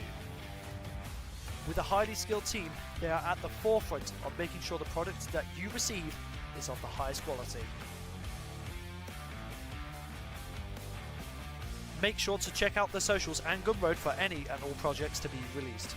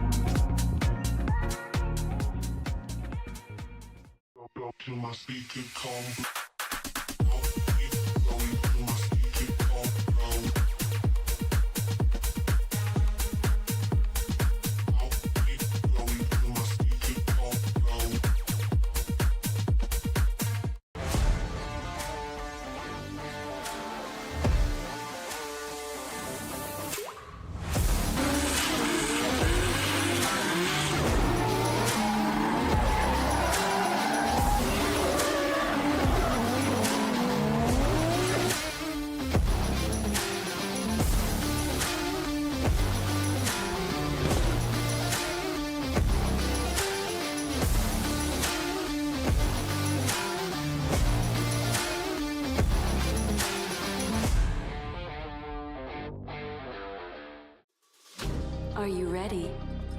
I'm ready.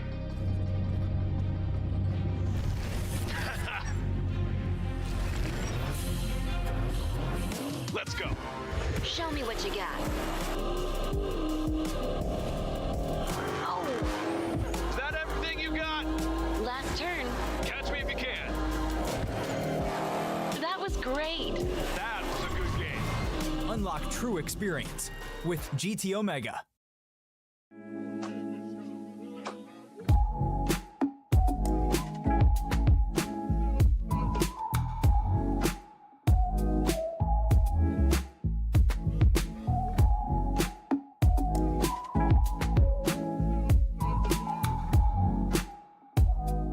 Me like I love myself.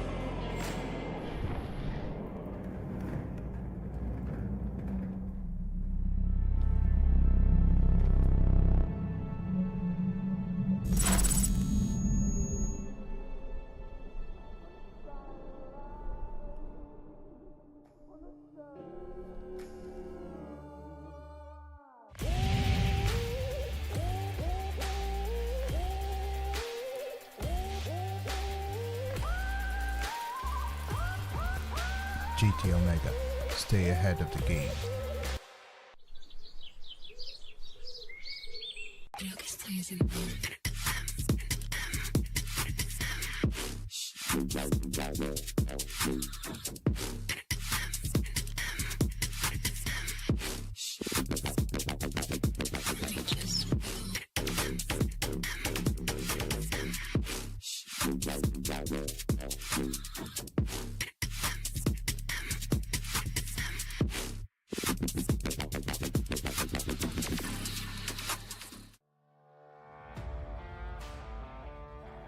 Carbon Drift Team, sponsoring SVDS Series 4.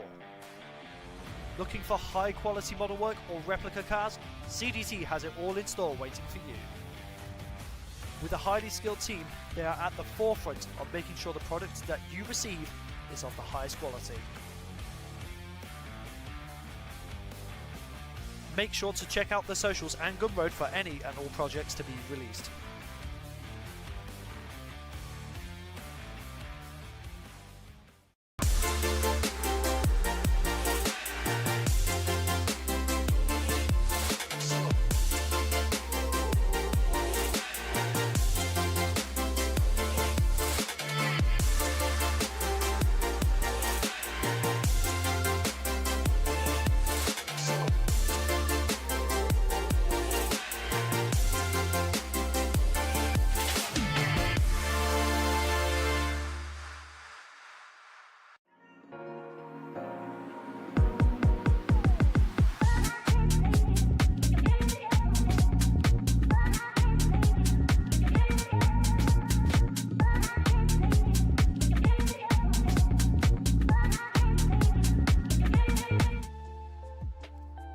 Here to round 3 of the Scottish Virtual Drift Series, brought to you by STRO M Wheels here, and we are in for some more action-packed qualifying here at round 3 here. As you can see on your screen so far, here is the qualifying order.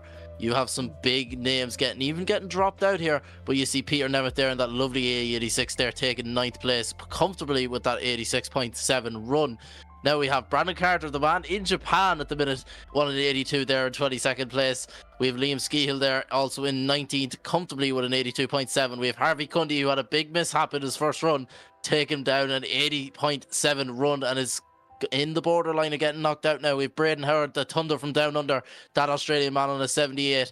As you see, our top qualifier though, Emilius Vileka in the A90 Supra, rocking a 92.3 with the current I think he's second at the minute. Brandon Patrick on a 92 there in second. You see Jake Davey, the Irishman, taking an 85.3, an unexpected 85.3 though. But the huge hitter tonight is somewhere down the grid here. Where is he? I think he's sitting in 28th position at the minute. I do believe he's actually outside the top 32 at the moment. Or he's outside the top 32. Unfortunately, Mickey Farrell, he did bow out. Mickey Farrow, though, the Mr. E-Drifters there, coming on for his first ever competition and actually scoring higher than people who has competed before in the Scottish Virtual Drift Series. Fortunate for him to bow out there. We were looking forward to seeing Mr. E-Drifters in battle there, but you see Cameron Mustard with that Jap Speed replica on that 88.3, that R32. We have Jason Cave down with the king of front end swaps with an 84.3 in 14th place. Now, Luke, how do you think we're lined up now for the rest of qualifying?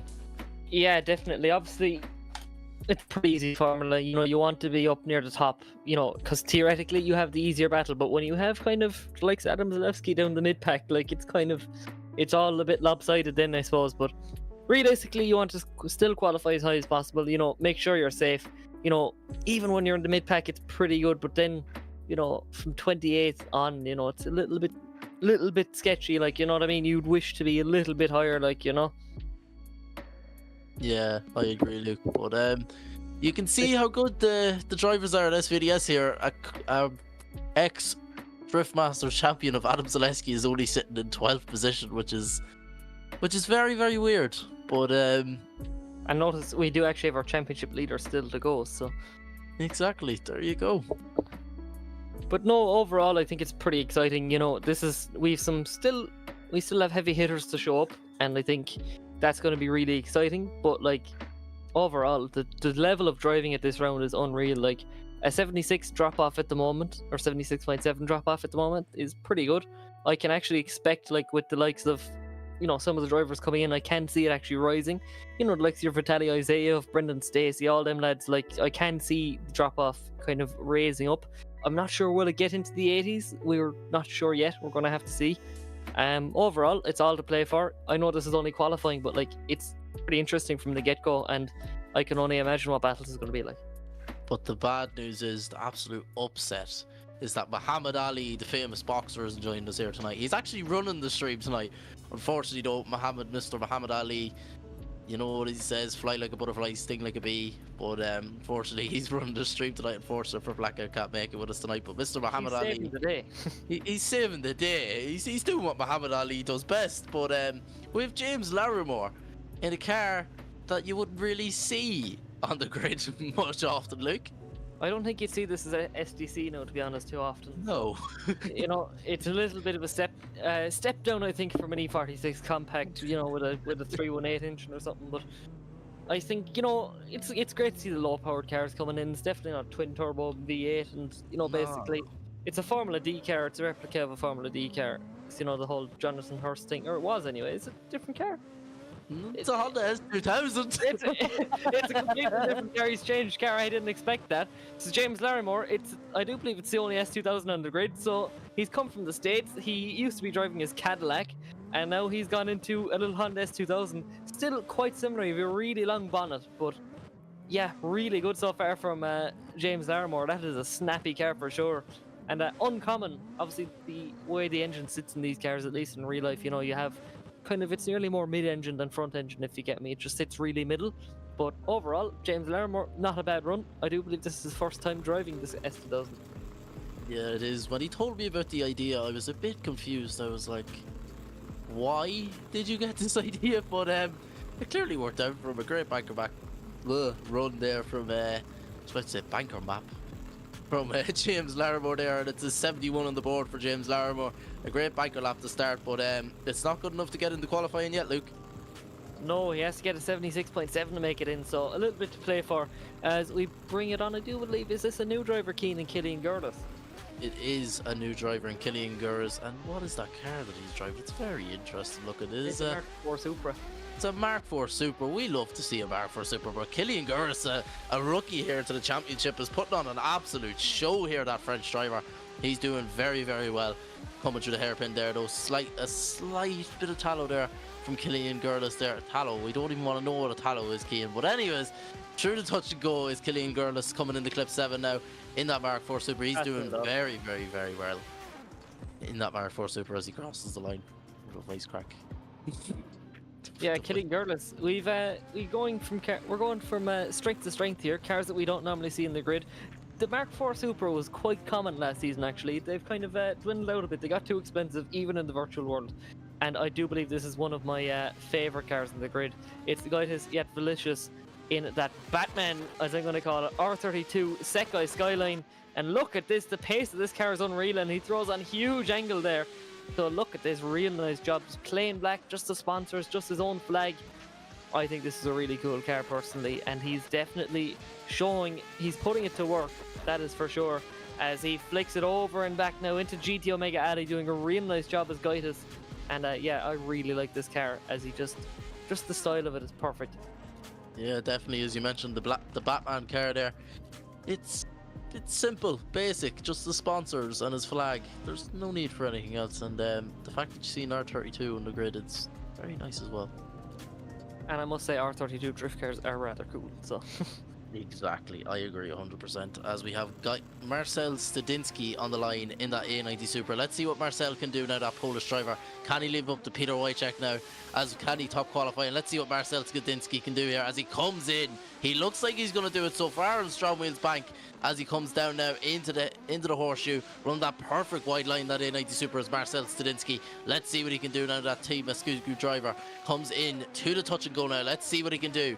Perfect through the touch and goes Marcel Stadinsky. Now as he comes into Clip 7, run that huge wide line right where they just want to see him in the Clip 8 now, and into GT Omega Alley and across the line from Marcel Stadinsky in that A90 Supra.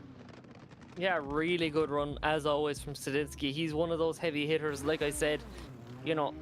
no slouch whatsoever, and I think the scores are going to reflect it. It's a 92.7 for Marcel Stadinsky. So there you have it.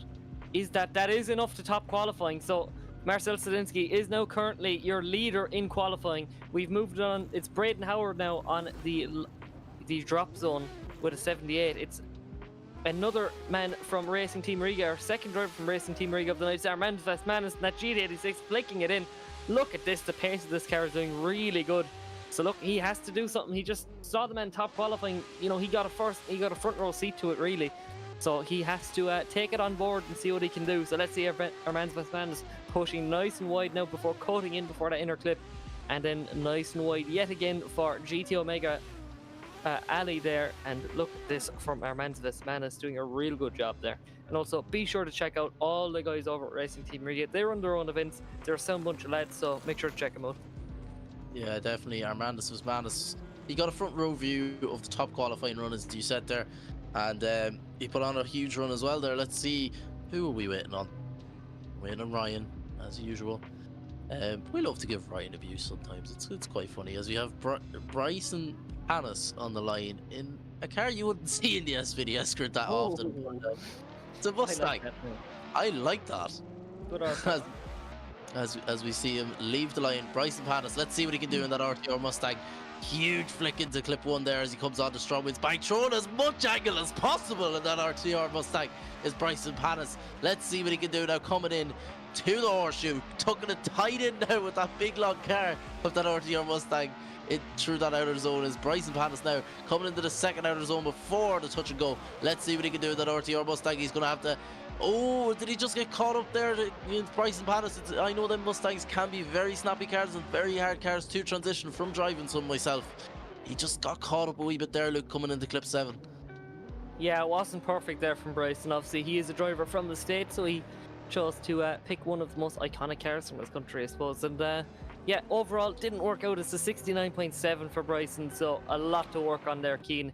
As we bring it on to Peter Czechowicz. I swear we had a car very similar to this earlier on, but I don't think potentially teammates. Yeah, teammates. So awaiting for that public S15 to leave the line, which he does. He slots it into gear, dropping down foot to floor now, flicking it on in. Look at this really nice livery. Reminds me of the old Westlake liveries from before, you know, the golden era of IDC and BDC and stuff. So look at this from Peter Czechowicz, doing a real good job there. Foot to floor, around through the horseshoe, past those big tyres, which you definitely don't want to make contact with, and pushing nice up against wide, transitioning over and back now. And yeah, real nice job so far from Peter Czechowicz. Not doing a whole pile wrong there, Keen. No, definitely not. Peter putting in the run that he just needs for a banker lap anyways, that's for sure, in that public VDC S15. Them public cars, like I've mentioned before, is not ones to doubt. Even if you, like, you don't need a big fancy car, a big fancy private car, you can just use one of the public cars, because they're very good. But also, another one of my favourite cars on the grid. We have... So, it's Mark Eno. It's Mark Eno off the line. It's the Low Brain Drifters 1via. So, or not 1via, Oddvia, that's it, Oddvia. So Mark, really nice guy as well. I did actually get talking to him along with Ryan Quill. Two very good friends behind the scenes, kind of teammates as such, as he called it. Not doing a bad job. Another guy looking to make an impression there in both the virtual and real life drifting scenes. So yeah, look, he's getting his footing in. It's a really cool looking car, and just a big mistake there, getting a little bit of a bobble over the bank there. Not a full bobble, but still enough. Unfortunately, it is a 0, but yeah, this is actually a car from our good friends over at Carbon Drift Team as well. So if you do like the look of that car, you know, really cool kit. Obviously, you see that drift games have it these days. You can drive it virtually. Yeah, definitely, and it's very unfortunate there from Mark Eno. Mark Eno is a new driver to the series this year, and he's been trying to get to grips with that car. But let's see what he can do in the second run, as we have James Larrymore in the weirdest car on the grid at the moment. Anyways, that Honda S2000. I think it's 2JZ underneath the bonnet, if I'm not mistaken. We will see what he can do now as we wait for the lights to go green here. It's a weird looking car, Luke. I love S2000s personally, and look, I do love 2Js. You know, 2Js are a great engine, but it would be cool to have a bit of tech still. You know what I mean? Maybe I'm wrong. We can't actually hear the engine, so make sure to give us a correction in the comments, I suppose. And look at the pace of this car. I think since it's so small, it just looks even faster, Keen. Yeah, definitely is. James Larimore is putting on an absolute show here. Running that wide line through the hairpin there is James Larimore. Good friend behind the scene of mine in that Honda S2000. Still a weird idea from him. It could have been a lot deeper there through the outside zone, though. Through the touch and go there is James Larimore. Going to have to do something here through clip 7 and run that perfect wide line through clip 8-2 through GTO Megali and across the line from James Larimore. As I was saying, it's a weird idea that he came up with, but it's working. Yeah, look, everyone has their own preference. We see kind of his teammate as such, I suppose, Pete. You know, he's driving the Twin Chem, or the 86 for foreign viewers. You know, we all just have that car that we like, and I think you're going to do best in the car that you like. You know what I mean? You don't want to compromise on just what will be competitive. Yeah, definitely. As we have Killian Gurlis, the new driver to the Scottish Retro Drift Series here, brought to you by STRO M Wheels. He put on an absolute flyer in the first one, a 79, which is a great run for your first ever run at SVDS with such a high, tight grid and very, very mean judges, especially Rise, as he powers on down in that Supra now onto STRO M Wheels bank here, throwing on as much angle as just needed in that A80 Supra to get a higher run than a 79 as he comes into the horseshoe now. It's all up to him now. It's all up to Killian Gurlis now. Can he keep it tight and technical? Yes, he can through the outside zone now as he comes into the touch and go. Let's see what he can do now. Coming into clip 7, can he run that perfect wide line? Yes, he can in that 80 Supra of Killian Gurlis into GTO Megali clip 8 and across the line from Killian Gurlis in that 80 Supra. Yeah, not a bad run whatsoever. Let's see, will it be an improvement key? And that is the question. And yes, it is. It's an 86 there for Killian Gurlis.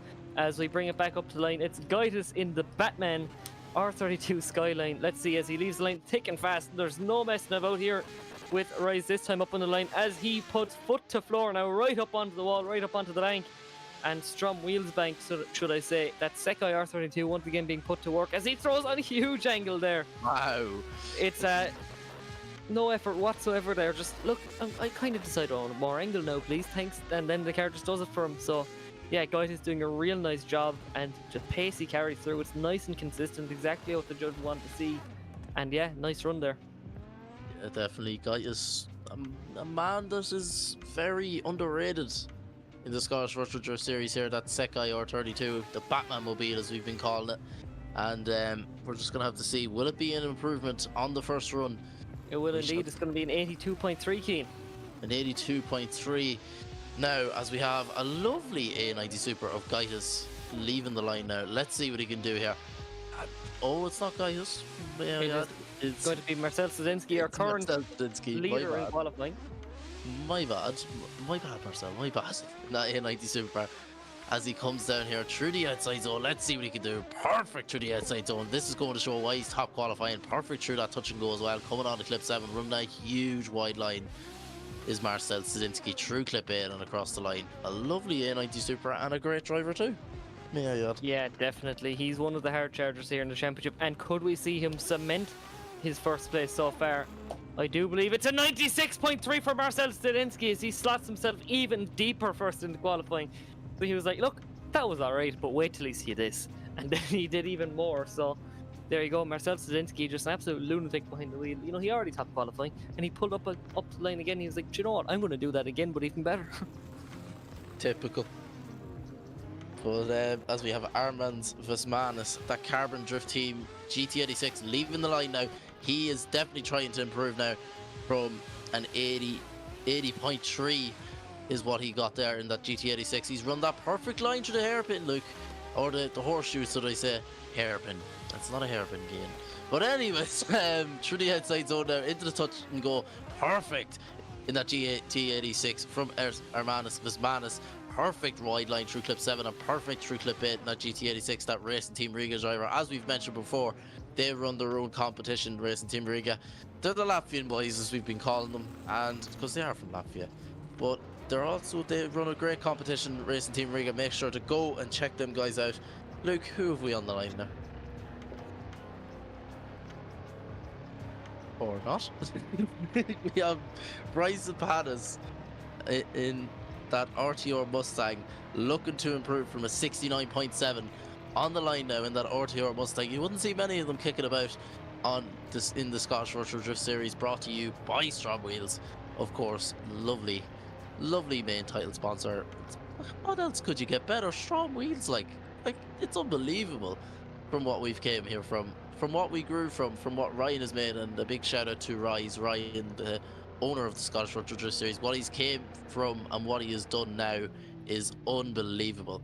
As we have Bryson Panis looking to improve from a 69.7 on the board in that Racing Team Riga Mustang, or not Racing Team Riga, RTR Mustang, may I add. My bad, Racing Team Riga, guys. Just getting muddled up in my words. I'm getting a bit excited now. But as you see, there are lovely sponsors on the board. There are main title sponsors: STRO M Wheels, Sikky Handbrake, Driftland, Mclellan Motorsport, Drift League GP, GT Omega, Carbon Drift League, Dyce Carriers, and Kaptured Media. As we have Bryson Panis leave the line in that I nearly done it again. RTR Mustang. Let's see what he can do. Throwing on huge angle on the STRO M Wheels back there in that RTR Mustang. Let's see what he can do now as he comes into the hairpin on a long car to get through that horse here, and he's done it again. Bryson Panis there in that Mustang. Let's see what he can do. Coming into the outside zone, perfect. And through the touch and go, perfect again is Bryson Panis. Let's see what he can do coming into clip 7 now. Perfect in the clip 7 and run that huge wide line right through clip 8 and across the line from Bryson Panis. He's doing an unbelievable job in that Mustang, and fair play to him. That American driver coming through. Let's see now, will he improve from a 69.7 as he just drives away? He's like, I don't want to see the camera. Go away with the camera. As we're waiting for a result to come true for Bryson Panis. Let's see now, as we wait for Ryan yet again. Rise, come on now. And he does not improve. It's a 69.7 on the... Oh, he does improve. It's a 76.3 on the board for Bryson Panis. As we now have Peter, the Polish man, as he's going to be called. He's just going to be called straight up the Polish man from now on.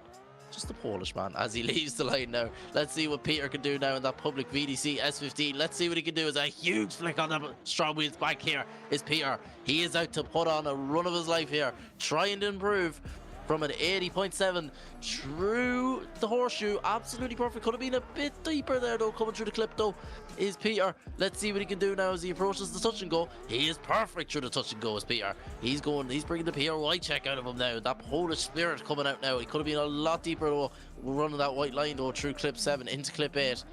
Luke, are you there? It looks like Luke has disappeared to me again. Lovely. I wonder where Luke's gone. He's just disappeared. Oh, he's going to take he's going to just take a little break as Mark Eno, the Irishman, has left the line and he's gone trying to improve from a 0. Let's see what Mark Eno could do. He's one of the new drivers here to the Scottish Retro Drift Series, trying to build up his confidence here. Oh, is he just a huge straight from Mark Eno, unfortunately. Oh, and it's a shutdown. Mark Eno shuts it down. Fortunately, the Irishman, he's just trying to get to grips again is Mark Eno, but unfortunately it will be a double 0 from Mark Eno. It's unfortunate to see him bow out of competition, but a driver just trying to get into his grips there, Luke. Yes, definitely. Sorry about not being around. There was a few little difficulties on my side. So yeah, definitely it's a shame to see there from Mark Eno as he does a big burnout though, a big smoky burnout across the line. So yeah, what do you think of qualifying so far, Keane? Oh, qualifying is going very good. It's very exciting so far anyways, that's for sure. And I'm looking forward to the battles tomorrow, we'll put it that way. Definitely. If it's that good now in qualifying, what is the battles going to be like tomorrow? We'll put it that way. I will say, the name on everyone's mouths was Emil Svalika. You know, he did such a good job there. You know, he's, for a young driver as well, new to the season. But then, Marcel Zedinsky, he just came in like a bat out of hell and just blew everyone else out of the water, it seems. But like you said, Keane, battles tomorrow is the focus. So it's all about the battles. You know, the main event is coming up tomorrow, and this is all just the pre-run up to it, like. Yeah, definitely is. We have Johan Garcia, that Carbon Drift Team 180SX on the line. Unfortunately, a 0 in the first run. I don't think he was here for the first run, but anyways, we'll see what Johan Garcia can do in that 180SX to end off the group here. That Carbon Drift Team 180SX. Let's see what he can do. Huge angle from Johan Garcia here, coming up on the STRO M Wheels bank, running them Strom DS35s on that Carbon Drift Team 180SX. I love the huge wing in it too. That's just a perfect. I love the Wisteria kit. Just the coolest kit ever for a 180SX. Yeah, definitely. As he flicks it into that last corner. Oh, he's gonna Harvey Gundy. He done Harvey Gundy. as that lovely Wisteria front bumper just got smashed to bits, but That's, unfortunate there for that's a lot of money down the drain. That's 2 or 3 grand down the drain, look. I don't know, is it that much for the front bumper, but yeah, it's a shame to see because Johan Garcia had a lot of promise there in the first run. It was super snappy transition, super snappy initiation. Actually, he just snapped the angle like nothing affected him, but unfortunately, just that last corner catching out a few drivers, Keen. Yeah, definitely. It's definitely that last corner. We've seen it with Harvey Cundy, and now we see it with Johan Garcia. If you were here earlier on for the first group, we seen Harvey Cundy absolutely go flying over that bike after doing exactly what Johan Garcia was doing, putting on a perfect run, and just coming to the end there, he just overshot it just a tiny wee bit. He did a kickflip. It's fine. Look, he just decided to do it for the style. You know, he was like, I just wanted to show off my kickflip. Like, so look, I do believe that is the end of this group, Keen. So that means we're gonna put up the standings real quick if they're working this time, and we will be taking a short break afterwards. So we're up into the final group, Keen. What a night has been. We're going through these runs thick and fast, and I'm excited to see the last group because we do have the current championship leader still yet to go. Yeah, definitely. And we are going to take a quick ad break, and we're also going to put on the qualifying bracket so far. We will be back to you with the final group shortly. See you guys soon.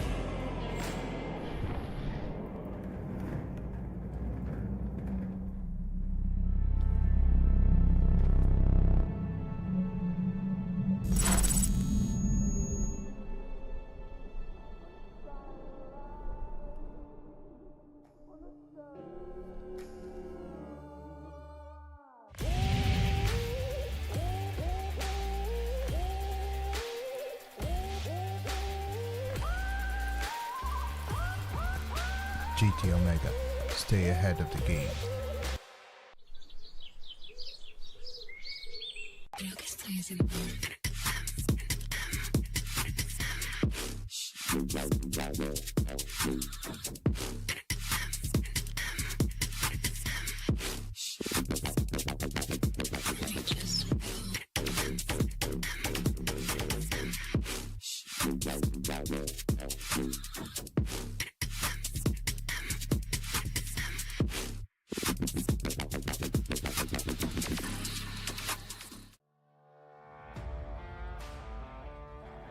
Carbon Drift Team, sponsoring SVDS Series 4. Looking for high quality model work or replica cars? CDT has it all in store waiting for you. With a highly skilled team, they are at the forefront of making sure the product that you receive is of the highest quality. Make sure to check out the socials and Gumroad for any and all projects to be released.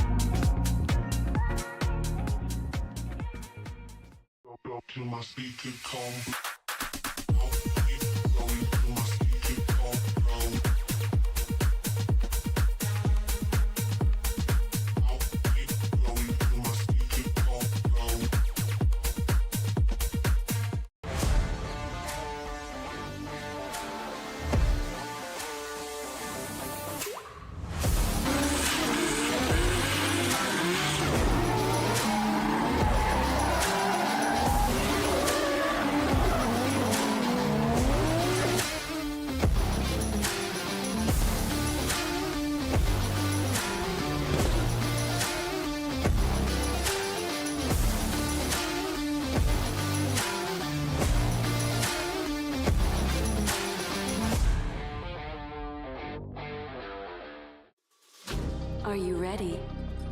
I'm ready.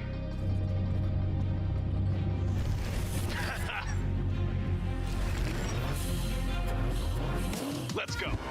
Show me what you got. Oh, Is that everything you got? last turn. Catch me if you can. That was great. That was a good game. Unlock true experience with GT Omega.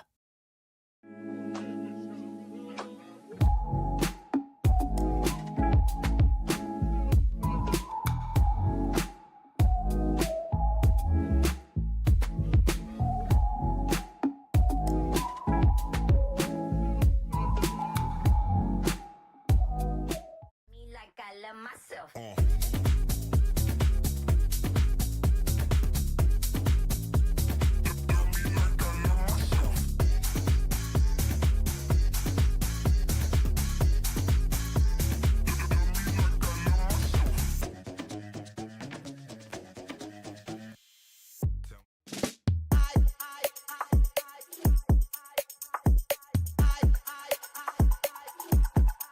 Hello everyone, and you are very welcome back to round 3 of the Scottish Virtual Drift Series. My name is Luke. If you are only joining us now, I'm joined with Cian Martin here, my good friend in the commentary booth. But first of all, before we get back into any action, I do have to give a quick shout out to all of our amazing sponsors that make this possible: STRO M Wheels, Mclellan Motorsport, Driftland, GT Omega, Sikky Manufacturing, Drift League GB, Kaptured Media, Carbon Drift Team, and finally Dyce Carriers. These are the guys what make this absolutely possible, and Cian, we could not be more grateful for them. No, definitely not. They're what gives us the abilities to do the Scottish Virtual Drift Series, and also the abilities for you to watch as well. So we're giving a huge shout out to them, especially. They make this happen. Now, who have we on the line, Luke? Yeah, up on the line, it's a heavy hitter. It's the man, another man from down under. It's going to be Brendan Stacey in that really cool S15, the Origin Lab S15. So obviously moving over from an S13 there last season, he's definitely a heavy hitter. I don't think he gets any sleep whatsoever. He's a real nice guy behind the scenes, but yeah, overall, I don't know how he does it. He must be living off Red Bull or Monster or something, but yeah, definitely Brendan Stacey. He's no slouch of a driver. He gets zero sleep, and he's a really cool guy behind the scenes. Yeah, definitely. Brendan Stacey, a sound fella behind the scenes anyways, that's for sure. I've been definitely in a few voice calls with him, and he's quiet, but he has his moments of greatness as Brendan Stacey in that S15 as we just await for the lights to go green. And Brendan Stacey is off the second Thunder from down under, we could say. The Australian man, Brendan Stacey, with the lag issues galore, as we've been calling him all of last series, is Brendan Stacey, because he always done something bad with the server, with the internet down in Australia. But it seems to be improving so far anyways, as he's done an absolute flyer of a run so far as he comes into the touch and go now. Oh, just a bit straight there through the touch and go though is Brendan Stacey, coming in the clip 7 now, running that perfect wide line, but dips it down a wee bit as Brendan Stacey in that S15. Could have done better though, Luke, but a great banker lap to start. Yeah, definitely. Style to spares on to say, like, the car is really well sorted. It just looks absolutely awesome. But another thing that's absolutely awesome is, look, if there's any man that's going to top qualifying, it could be this man here up on the line. It's your current championship leader. It's the man who is dominating so far from Team IRT. It's Vitaly Isaev. He is 1 point ahead in the championship, and he's definitely going to want to be increasing that lead. So let's see, can he start here tonight with a dominant performance? Is Vitaly Isaev, let's see, what he can do as he waits up on the line, viciously awaiting for those lights to flash. So let's see. Waiting for Rise, as always. We're always waiting for Rise. Neil Dawson is there in the corner. As you can see, he's the arms up. He's still cheering. He can't wait for the championship leader to put down a mad run. But here we go. He slots it through the gears. He's sideways. He's flicking it in on a huge angle. Look at the pace here from the Team IRT BMW. Isaiah puts foot to floor up on STRO M Wheels bank as he fires it into the horseshoe. Just a slight decel, but not enough to make any big impact as he's storming through this track to push out nice and wide. Putting foot to floor. Look at this as he smokes out Driftland past Sikky Manufacturing sign, and look at this big angle once again for that final corner. This is where he can take a nice deep breath, but for Vitali, I know he's going to be focused right away. He put down a stormer of a lead run, but he's going to be focusing on that second run already. He's just one of those guys that you can just throw a layout at and he'll just magically do it. There's no problem with him. He's a great driver. So let's see, it's a 94 so far for Ty. Let's see. It is going to be an 89 there for Vitaly Isaiah. If he doesn't top qualifying, he's a little bit down than I was expecting. I'm An 89, Luke. I thought it was going to be a little bit higher, but like that's the thing, an 89 for Vitaly, like we're like surprised at that, but everyone else like that's amazing. But Tyler Leach representing Carbon Drift Team. We move on to another team car with Tyler Leach doing a real nice job. Tyler always shows up and shows out from the States as he comes on through, doing a real nice job there. Look at this from Tyler Leach, putting foot to floor yet again, smoking out the track, and yeah, getting the nice shots there from the stream. Big thanks to Muhammad Ali filling in for Blackout, you know, making our life very easy. He's just provided such a great stream, by the way. But Tyler Leach, not a bad run at all there, Keane. No, definitely not. Tyler Leach, and obviously representing Carbon Drift Team there. A huge step up for Tyler Leach as well. Only recently, I think, joined for Carbon Drift Team is Tyler Leach. But we know Tyler Leach back from his CarX days, and we know what he's well capable of. But a 71 on the board, a good banker lap to start off from Tyler Leach. But we know what he is capable of. But we have Jordi Lopez on the line. Let's see what he can do in that BMW. Let's see what he can do now, that 1 Series. As he comes up on the STRO M Wheels bank through a huge angle, right where he wants to be is Jordi Lopez in that BMW 1 Series, coming down now into the horseshoe. Let's see what he can do as he comes out of the horseshoe, perfect into that outside zone, coming through into the second outer zone here before that touch and go, comes into the touch and go. Let's see now as he comes into clip 7, absolutely pinpoint perfect is Jordi Lopez in that BMW 1 Series as he crosses the line. Great run from Jordi Lopez to start off. Yeah, definitely. You know, no slouch at all, Jordi Lopez. Like I said before, these 1 Series are finding a new life here at the Scottish Virtual Drift Series, and I do believe this Lopez, it's an 84.3, not bad whatsoever, as I do believe, unfortunately, we say goodbye to some heavy hitters. So if you're curious, 80.7 is currently the drop off, which is absolutely amazing. That's unreal. So it's Richard Yu. This is a new driver in a gorgeous 180SX as he comes on through. Look at this on big angle out here. Oh yeah, definitely huge angle from Richard there as he comes down now. I can't exactly, I'm not the best with countries now, but I don't know where Richard's from, but he's China. China. I think it's China, but he's doing a good job for a Chinese driver here now through clip 7 as he's perfect on that wide line as Richard Yu, a brand new driver to the Scottish Virtual Drift Series here, putting on a huge run, Luke, for his banker lap, and that's for sure, and a great job from Richard Yu. Yeah, definitely. It's always great to see new drivers coming on in, and if you do want to join this group of new cars and new drivers, there is a few tickets left, I believe, for the last round, our final round of which is round 6. So if you do want to join us in the grid, don't hesitate, just buy your tickets. You know, it's the coolest thing ever. It's just drifting. It's always fun. So it's going to be Porter Stewart Holmes coming out in the PS13 now as he flicks it on in. Look at this. It's actually it's a Sil 80, which is really nice. You have to love a Sil 80. He brings it up through onto the bank, shallowing up a small bit there. I always love the livery. It's actually kind of inspired by the old Datsun, the 240Z race car, just colour swapped around a bit. And I do like a good full racing livery, because I won't lie, as Porter Stewart Holmes fires through the track on a real nice job. A few lag issues starting to creep in. You can just see him chopping and changing a small bit. But I do love, you know, when drifting is kind of inspired by other motorsports and stuff. Like, I'm a big rally fan myself. I'm a big fan of like old school racing and stuff. So I think, you know, bringing drifting over to kind of representing all sorts of motorsports. It's just so open-ended. It's such a cool idea. So, Now, you Luke. never know as we just wait out. It's my favorite. I won't lie. I do It's like his old school favourite car racing in and the grid. stuff. It's his favorite car in the grid. But like, God's engine. if I must That's say, not if there's any car that I do love, anyone that knows me, 49.3 by the way for Porter Stewart Holmes. The E36 is the best car ever made. It's unreal. And Pretty sure there's a let's see, 2J I as have well. I have a few in real life, and they're the best car ever. Look at this! He just threw it backwards at the first corner. As Samuel Cuddy does a mad run, showing us why the E36 is the best car ever. Look at this! He's backwards, absolutely everywhere. You know, you've seen the likes of Conor Shannon, the likes of Adam LZ. They're just showing everyone why it's the best car in the world. I know Rise is gonna agree with me. E36s are unreal, and Samuel Cuddy is an unreal driver as he storms through GTO Mega and puts foot to floor, sucks out Driftland, and what a man he is, driving that beautiful carbon drift team E36. It's the best car in the world. Praise the E36. I'm pretty sure it has God's engine underneath as well, the 2JZ. I'm pretty sure.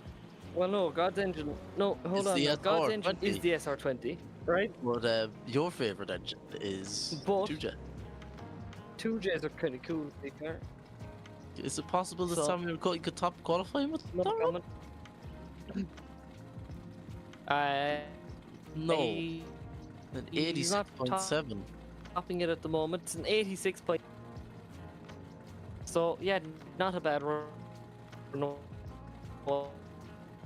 And Choppy Luke is coming back again.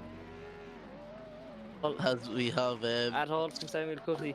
there we go, he's back. Definitely such a good driver, and it's always great to see.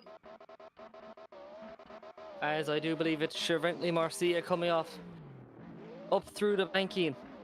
It is, yeah, and a new driver here to SVDS. He just does shut down in the horseshoe there, unfortunately for Chevrolet Marcia. Chevrolet, should I say, Marcia, and it's unfortunate there. A new driver to the Scottish Virtual Drift Series. As you said, there is tickets left for round 6 if you want to become one of the drivers on the grid. It's a bit of crack, like I'm doing it for the crack. I'm doing round 6 for the crack, but it's unfortunate there. Chevrolet Marcia is possibly flirting with a 0 there for just shutting down in the middle of the course there in the horseshoe. He didn't really shut down, but he did have a huge slow. And in drifting, you have to, in the qualifying, you basically have to put on a lead run that is chaseable. He's going to have to settle for a 45.7 there. Now, on the line, we have yet another new person to the Scottish Virtual Drift Series. We have Ian. No, he's been both Chevrolet and Ian both have done previous runs of SVDS. So. Oh, have they now? Yeah, both driving Corvettes, and this is one of the coolest cars in the grid, I think. I love Ian Koenig's Corvette. Such a cool car. Ian Koenig leaves the line in that Corvette. Let's see what he can do now as he comes in. 2 clip going perfect and throwing on as much angle as possible. Playing with the lock stops, as Lucas has been saying, through Strom Wheels bank there. Let's see what Ian Koenig can do there. Through the horseshoe, should I say, not the hairpin, can you? We get that mixed up a few times now, but coming through the outer zone now. Perfect through the outer zone now is Ian Koenig. And into the touch and go. Could have been deeper into the touch and go though. Playing it nice and wide into clip 7 though is perfect to Ian Koenig. Right where the judges want to see him through clip 8 and across the line. And that's C6 Corvette. What a car. What a driver. Yeah, definitely. Such a cool car. Reminds me a lot of the old Drift Games Corvette. Unfortunately, it is no longer with us. But yeah, definitely a cool car. So we bring it up, and this will be our final driver of the night, but it's still the first run, so we still have the whole lot that you just saw to go again. But in we have Luke with the lag. in a issue. little bit time, And he's bit of back. time, we'll pack R33. There we go. He's back. We have Dylan Broderick in the public R32. Well, the SVDS car pack R33, I believe. Yes, I would be correct. And it is that car. Let's see what he can do as he throws it into clip 1 here as he comes up on the Strom Wheels bank there. A bit shallow though, not where they just want to see him completely missing that clip in Strom Wheels bank now. He's going out for the fun. Oh! The first driver to get caught up in the horseshoe into the big tractor tires. And it's very unfortunate from Dylan there, and he is going to have to settle for a 0 in his first in his first run there. He's going to have to prove something absolutely mad there. We as we lasted have. so long. No, we lasted so long, right down until the last driver. Like, just had to be done, didn't it? As we have Brendan Stacey on the line in that S15, the second Thunder, #2 of Thunder from Down Under.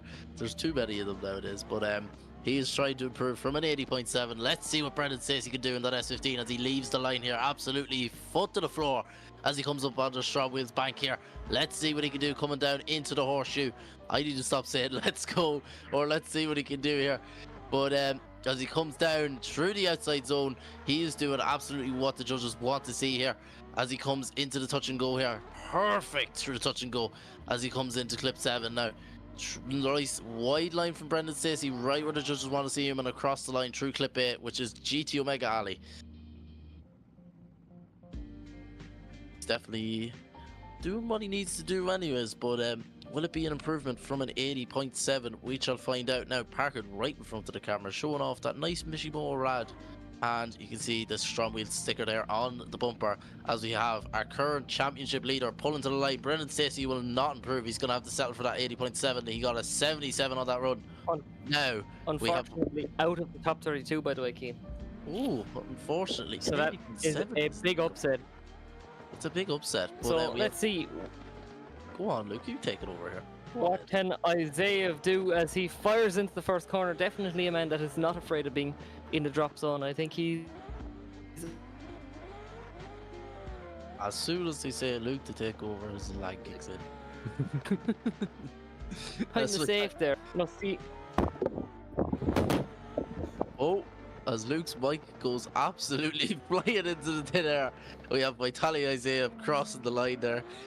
Luke's been playing with some problems today, and we've all been playing problems with internet today, the typical Irish internet. But Vitaly doing an absolute savage run there. Will it be an improvement from an 89 though? We will have to figure out now in 2 seconds as we just await for the I think it's Ryan we're waiting on yet again. Yes, it is. We are waiting on Ryan yet again.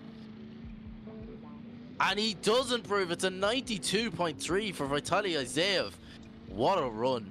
That is unfortunately not going to put him in top step of qualifying here, as we have Tyler Leach, that Carbon Drift Team E92, leaving the line here. Let's see what the American driver can do as he flicks it into Strom Wheels bank here. Absolutely perfect as Tyler Leach, throwing absolute pure angle into the horseshoe here, through the clip, through the horseshoe. Perfect, but a bit of a straight in there, and just possibly gets about one wheel into the outer zone there as he comes into the touch and go. Slightly shallow with the touch and go. Tyler Leach as he comes in to clip 7. Could be wider coming into clip 8 though as he crosses the line. Very unfortunate for Tyler Leach there. He's a very darn good driver, but I don't think it's going to be an improvement from a 71 though. I think the pressure might be getting to Tyler Leach as he gets the Irish heritage out and does a few rings, but unfortunately I think that we will see Tyler Leach leave. And unfortunate there, yeah, we won't see Tyler Leach in tomorrow's battle action. He has to settle for a 69 there, as we have Jordi Lopez in that BMW 1 Series trying to improve from an 84.3. Let's see what he can do here as he leaves the line here, coming through clip 1. Perfect through clip 1 is Jordi Lopez as we see him fire up onto the bank now. Let's see what he can do through Strom Wheels bank. Perfect through Strom Wheels bank, coming down into the horseshoe now as Jordi Lopez playing that wide line. Is Jordi Lopez trying to top qualifying? Let's see what he can do now as he comes into the outer zone here. Perfect through the outer zone as Jordi Lopez coming into the touch and go. Perfect again through the touch and go. Let's see what he can do coming into clip 7. Jordi Lopez is going to be definitely up in the high charts here as he crosses the line through GT Omega Ali. What a run from Jordi Lopez. Have we Luke joined back yet? Unfortunately, do we have Luke with his here? Glitchiness? He is here. He is here. I'm back. fucking faster. He's after dropping his mic. Is he back yet? But I'm trying to test it. He's testing. Let him test. We have Richard Yu in that 180SX, that beautiful 180SX, may I add, coming through Strom Wheels bank here. Absolutely perfect. Trying to improve from an 80.3 is Richard Yu, and he's well capable to do it. Let's see what he can do here as he comes to the 2 outer zones before the touch and go. Perfect through the first one. Let's see what he can do through the second one, and perfect through the second one. Into the touch and go here is Richard Yu. Let's see what he can do coming into clip 7 now, running that perfect wide line. That 180SX is Richard Yu. Let's see what he can do coming into clip 8, and it is bang on exactly what he wants to do is Richard Yu. And across the bank, showed off the kickflip. That a by Richard.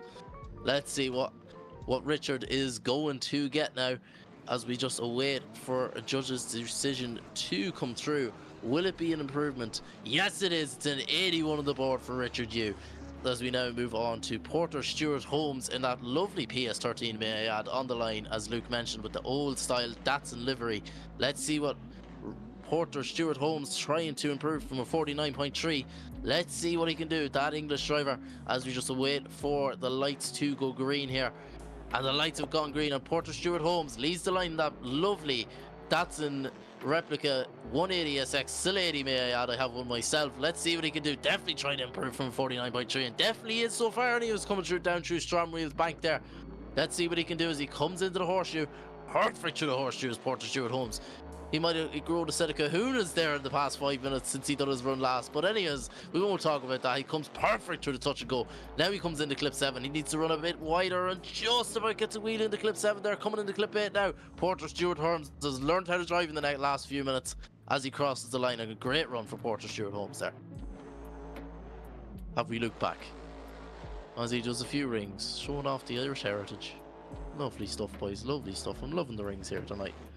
But we have Luke's favourite car in the grid now, the God's car, the E36 with the 2JZ under the bonnet, if I'm pretty mistaken. If I am, somebody please correct me. But that Carbon Drift Team E36 of Samuel Cuddy trying to improve from an 86.7. Let's see what he can do as we wait for the lights to go green here. Round 3 of the Scottish Virtual Drift Series brought to you by Strom Wheels. Let's see what Samuel Cuddy can do in that E36. Throw it backwards again through the first zone there. Coming up on the Strom Wheels bank here, Samuel Cuddy is definitely going to improve from an 86.7 if he keeps this up. He is just throwing on angle upon angle, possibly flirting with a wheel drop there through the horseshoe there, but we're not going to worry about that. Let's worry about the rest of the run for now. Samuel Cuddy comes through the touch and go. Absolutely perfect is Samuel Cuddy. Now as he comes into clip 7, running danger, flirting with danger. Whoa, possibly nearly up the bank there, Samuel Cuddy across the line through GTO Meg Alley. Well done, Samuel Cuddy. That's all I'll say. Fair play to him as he comes across here. Doing a few rings now in that carbon. All the boys are getting out the rings this evening, lads. And it is, what are we going to wait for Samuel Cuddy to come through? It is an 86.7 from Samuel Cuddy. Or is it a 77? I can't remember what he got in the first run. Who cares? He's in for the battles tomorrow.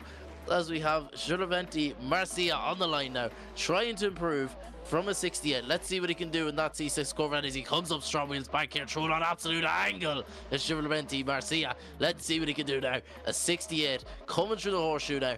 Absolutely perfect through the horseshoe. Could have been a slight bit deeper through the clip there, but as we see through the outside zones, he's getting them absolutely perfect. Let's see what he can do through the touch and go now. It's Giovanni Marcia as he comes into clip 7 now. Absolutely perfect in that C6 Corvette. Now he's run that wide line right out to clip 8 and across the line. Oh, that was a few runs that I just need to take a breath on for 2 seconds, but he's definitely going to improve from a 68 now. Let's see what the score is going to come through as we see his teammate line up beside him now. Is next up Ian Koenig. Let's see, and it's a 75 on the board for Giovanni Marcia. Unfortunately, we will not see him in battles tomorrow. Now a man that is trying to get into battles is Ian Koenig in that other C6 Corvette. Let's see what he can do as he comes up on the Strom Wheels bank here in that C6 Corvette. Absolutely perfect through the Strom Wheels bank there in that C6 Corvette is Ian Koenig as he just nearly over rotates there, that C6 Corvette through the horseshoe there. But absolutely perfect is Ian Koenig through that outside zone onto the touch and go, throwing on huge angle now on the clip 7. Not up by Ian Koenig. That's what we want to see. Perfect wide lined all the way through clip 8 and across the line from Ian Koenig. What a run. Now we are into the last run of qualifying here tonight at round 3 of the Scottish Virtual Drift Series here, brought to you by the Strom Wheels. And it is the SVDS car pack car of the R33 of Dylan Broderick. Now the pressure is on now because he is trying to improve from a 0 Can he possibly get into battles tomorrow? We will find out as he leaves the line here. Let's see what Dylan can do now in that R33. Huge flick from Dylan now as he comes into clip 1. Up into STRO M Wheels bank here. Oh, but just a slight correction there from Dylan.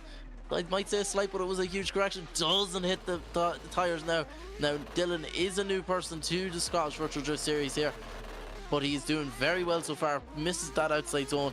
And just a show, Dylan's putting on a show for you guys to absolutely just rank out a great qualifying session we've had and across the line from Dylan Broderick.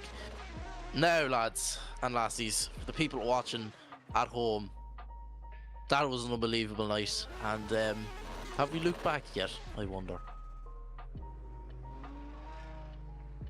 We do not, by the sounds of things.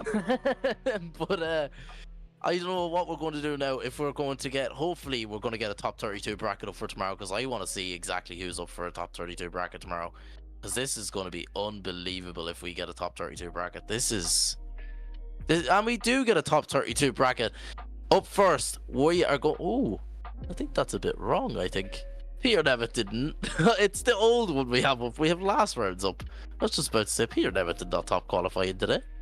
I was just about to say that is the old bracket. Now we will look at the qualifying scores. We have Marcel Studinsky in first place, top in qualifying. Wow, that is unbelievable, getting a 96.3 and a 92.7. Emilis Valeka in 92.3. In second position, we have Peter Nemeth there in 12th position in that AE86. Not many them chassis about now, but in 86.7. Cameron Mustard has to settle for an 88.3 though in 9th position. Adam Zaleski, a former Drift Masters champion, just goes to show the top levels here at SVDS, gets 17th only with an 85.3. This is and Brandon Carter, the man in Japan at the minute, settles with an 82 there in 29, just about skinning himself into the battles though. Richard Yu, the new driver, with an 81, as you've seen there. Third place, our current championship leader, Vitaly Isaiah, with a 92.3. He'll be looking to get that top step in the podium and keep that championship alive. But Brandon Patrick, the man who was chasing down the championship, only 1 point between them, sitting there in 4th position with a 92 run. Now, yous have all seen qualifying here tonight at round 3 of the Scottish Virtual Drift Series. I am Cian Martin O'Hanlon. Luke Butler is unfortunately not with me at the minute because we have the bracket. Oh, it's still the old bracket.